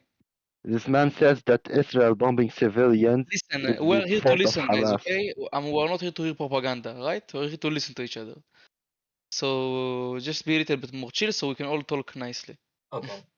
Okay, what I will repeat for the third time. You're telling me that Israel is bombing civilians and the fault falls on Hamas. Listen, the fault is with both of them, actually. The fault is with both. Israel bombs, but the bomb doesn't choose if the shrapnel hits civilians or not, okay? We're trying to do what we can. We're trying to do what we can. And what we can is very good compared to anybody else, because nobody else even tries, okay? Have you seen pictures of Gaza? People still die because it's a bomb, and bomb, like you said, it doesn't choose. It just bombs, okay? Yes, if you drop a bomb on. Have you seen pictures of the underground? Listen, like so you're telling me that we are not telling them to move to other places to be safer? Or telling me that we are they moved to other places to bomb them? No. That's what happened. It maybe happened multiple times, and it was on some seniors that render. You know they're doing it right now as we speak. Nobody. There is no bombing campaign on humanitarian zones. They shooting 8 centers. No, we're not shooting aid centers. That's Hamas doing it. Is Hamas doing it? So It's it looks like already we're been doing it. confirmed that it's Hamas. It just doing it. feels like, on some level, Hamas is doing you want to buddy. absolve Hamas is doing Israel it. in their heavy-handed like way of dealing with this. Listen, you just need to understand that Listen. If Hamas's whole Hamas was the strategy. one doing the shooting, Buddy, I Israel just want to say would bomb something. the entire place, We're not killing going to apologize everyone, for being and heavy-handed, saying by it's the the way. fault of Hamas. Buddy, Hamas's whole Hamas strategy are is fucked more up, Palestinians and they did getting cause killed. this. Hamas did cause this, and I'm not gonna absolve them either because they are guys, evil. listen, But the point being guys, is that Israel have also become evil as well. That's the issue no, we're here. not evil. It's been evil, man. It's not recently became evil. Guys, I'm not talking about what is. I'm talking about the situation we're in now. I don't want to go back 1,000, 100 years, 50 years, whatever the fuck. We're talking about now. We are the only country in the now. world who creates humanitarian zones and sends leaflets to people that kill them. I don't care. They send out these leaflets and tell them to go somewhere else, and they bomb that place as well. They bomb that place as well anyway. Care that Israel is the only country. They were bombing Rafah when that was an evacuation point. They were bombing Rafah. Buddy, if you are mad at Israel, it's something they do much better than any other country that is not killing civilians. I couldn't believe that. I couldn't believe that a year or two ago. Not anymore. They're also not holding any other country up to these standards. You don't see these guys going to Russia. You don't see these Listen, guys going I to the can US. tell you something. Even Hamas, they thought that in the first week of the operation into Gaza, after their terrorist activities in the Israeli settlements, they thought we were going to kill to them 100,000 people. Until now, it did not reach 70,000. Dude. It only reached 50,000. I don't think we really know the actual casualties right now. I don't think any of us know casualties right now. The 54,000 number Dude, is the number of even Hamas says it's around 50. Okay? People are just saying numbers. I don't think anybody actually knows the casualties right now. If Hamas says 50,000, that means it's less. Okay, do you understand how numbers work? Have been accurate in all previous wars. Why are we quibbling? Why should it even be 50,000? Wait, chill. Wait, listen. If even Hamas, the one that has the most reasons to say the higher numbers, saying around 50,000. Fine, let's take that at face value. Let's say 70,000. Why is it even 70,000? That's insane. Because there is bombs, buddy, and I said 50,000. Can I speak my counter argument? Say what, dude? What do you think? Well, you think we are not gonna bomb any building, and we are not just that's not what I'm saying. Let our soldiers die horribly like that? Okay, what Israel is doing is they're purposefully not trying to put their soldiers in jeopardy. That's why they're fucking bombing the fuck out of them. They could have put their soldiers in there, and their soldiers would have been put in jeopardy, right? But instead, they wanted to sacrifice the innocent people of Palestine instead. That's what they're doing. Buddy, also use the Palestinians as nobody is innocent in Palestine. You need to understand that Hamas militarized the whole buildings. Fall as bait to catch mines. Buddy, you need to understand that Hamas militarized in Palestine. All of cities in Gaza. No, I know they did. I know about Hamas. I'm not ignorant. I'm not saying this out of ignorance, mate. I'm not. Did you see the videos of the Gazans, how they behaved the Israeli prisoners they brought in on the 7th? It's to be so soldiers will be safe. If the people get a taste of their own medicine, how do you react? Of their own medicine. So we're going to give that medicine back. Don't worry. Lebanon is not over either. I hope you're not too chill over there in Lebanon, because we're not done there either. Genocided. We're not done in Lebanon. It's okay. Don't get too calm. Don't get too calm. We're going to be back soon. Israel could be stretching themselves thin. You're saying that. Victim, and you want to invade my friend. We still have a problem. We still have a promise for the Christians, the Lebanese Christians. Don't worry. We're going to take back parts. We're not done in Lebanon yet. Before you say that, you'll be back in Ukraine. Oh, no. We'll be back in Lebanon, though. Now you'll be back in your native homeland of Ukraine. Just like Syria. Look at you guys now, sitting with your heads down, bombed to shit. We drop airstrikes on you. You don't even retaliate anymore. Your country's over. Iran's currently bombing you. We don't need to do anything right now. It's over. Mate, Iran are very technologically advanced. You're trying to get this dunk on Hezbollah and stuff like that. Hezbollah are not your concern right now. Iran is your fucking concern right now. No, but this guy is Lebanese, and he's sitting now peacefully after we stopped bombing the shit out of his country, This man is telling me there You're is no trying to get these Palestinian little civilian. you're trying to measure your Same dick time, against his about being from Lebanon. It's bullshit, mate. It's bullshit. What are you talking right now? No, it's okay, Scourge. I'm having fun. Okay. You're not the debate manager. Can I speak right now? This man is telling me that there's no anesthesia in Gaza, but he's telling me that the half of Israel's population, being the armed forces, are innocent civilians who cannot be targeted. I never said that. The Zionist guy, this guy from Ukraine. I also didn't say that. I mean, I would probably agree with that, but I also didn't say that. Zionist say something. I don't know. Where are you from, mate? He's from Ukraine. Huh? Melat. سبابة. From Ukraine, he said. لا ما مش من Ukraine. Ukraine is just a totally different situation. I don't even know why we're even talking about it. Just interacting with Israelis will make you know why we hate them. You hate Ukrainians? No, Israelis. Oh, Israelis hate Ukrainians. But buddy, if you're one of these who hates an entire nation, it's like you're one of these. He's Lebanese. Nazis. He's Lebanese, by the way. MSD, where were your grandparents born in? Huh? Where were your grandparents born in? You talking over me now, pal. Guys, wait, Kurt, where do you come Yo, from? buddy, Where but can you from speak Lebanon? like louder, but make your sentences longer, because your mic is best. MSP, wait, where do you come from? From where, Lebanon? I'm from Israel. Where were your grandparents born in? No, cool, where? My where grandparents? Lebanon? What do you mean? Huh? Where were they born in? Georgia. Georgia. This guy is Georgian, the other guy is Ukrainian. So you're like Russian, I guess.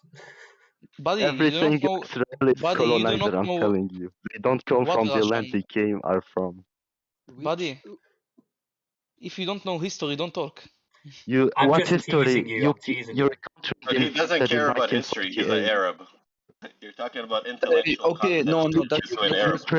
Don't talk to me about history. No, wait, this is Don't just talk to him blatant about racism. He I'm not doesn't care talking about about history because you He have no doesn't care lot about of knowledge history. about He's it. just Arab. No, What is my this man, racism? your Can country you was tell me? invented in 1948. Don't talk to me about history. Literally, Lebanon has an earlier Buddy, can I tell you independent state than something? Can I tell you Israel. something? Lebanon has more history. What? Lebanon was independent before Israel. Let me tell you something. If Egypt gets invaded, okay, and they get taken over, and then it gets rebuilt, it means Egypt only got invented in the year it got built, or does it mean Egypt is an ancient nation that got rebuilt? Listen. No, Israel yes, it is an ancient nation. Right, guys, getting a little bit tired of that discussion. It's not really. These people just want to dick measure each other, and I get it. All the tensions and the emotions are high, you know. So I get why they feel the way they do, but it's just not. It's not productive. It's not going anywhere. So I'm going to try some of these other channels, see what's going on. I'm just going to run to the toilet. I'll be back in 2 seconds.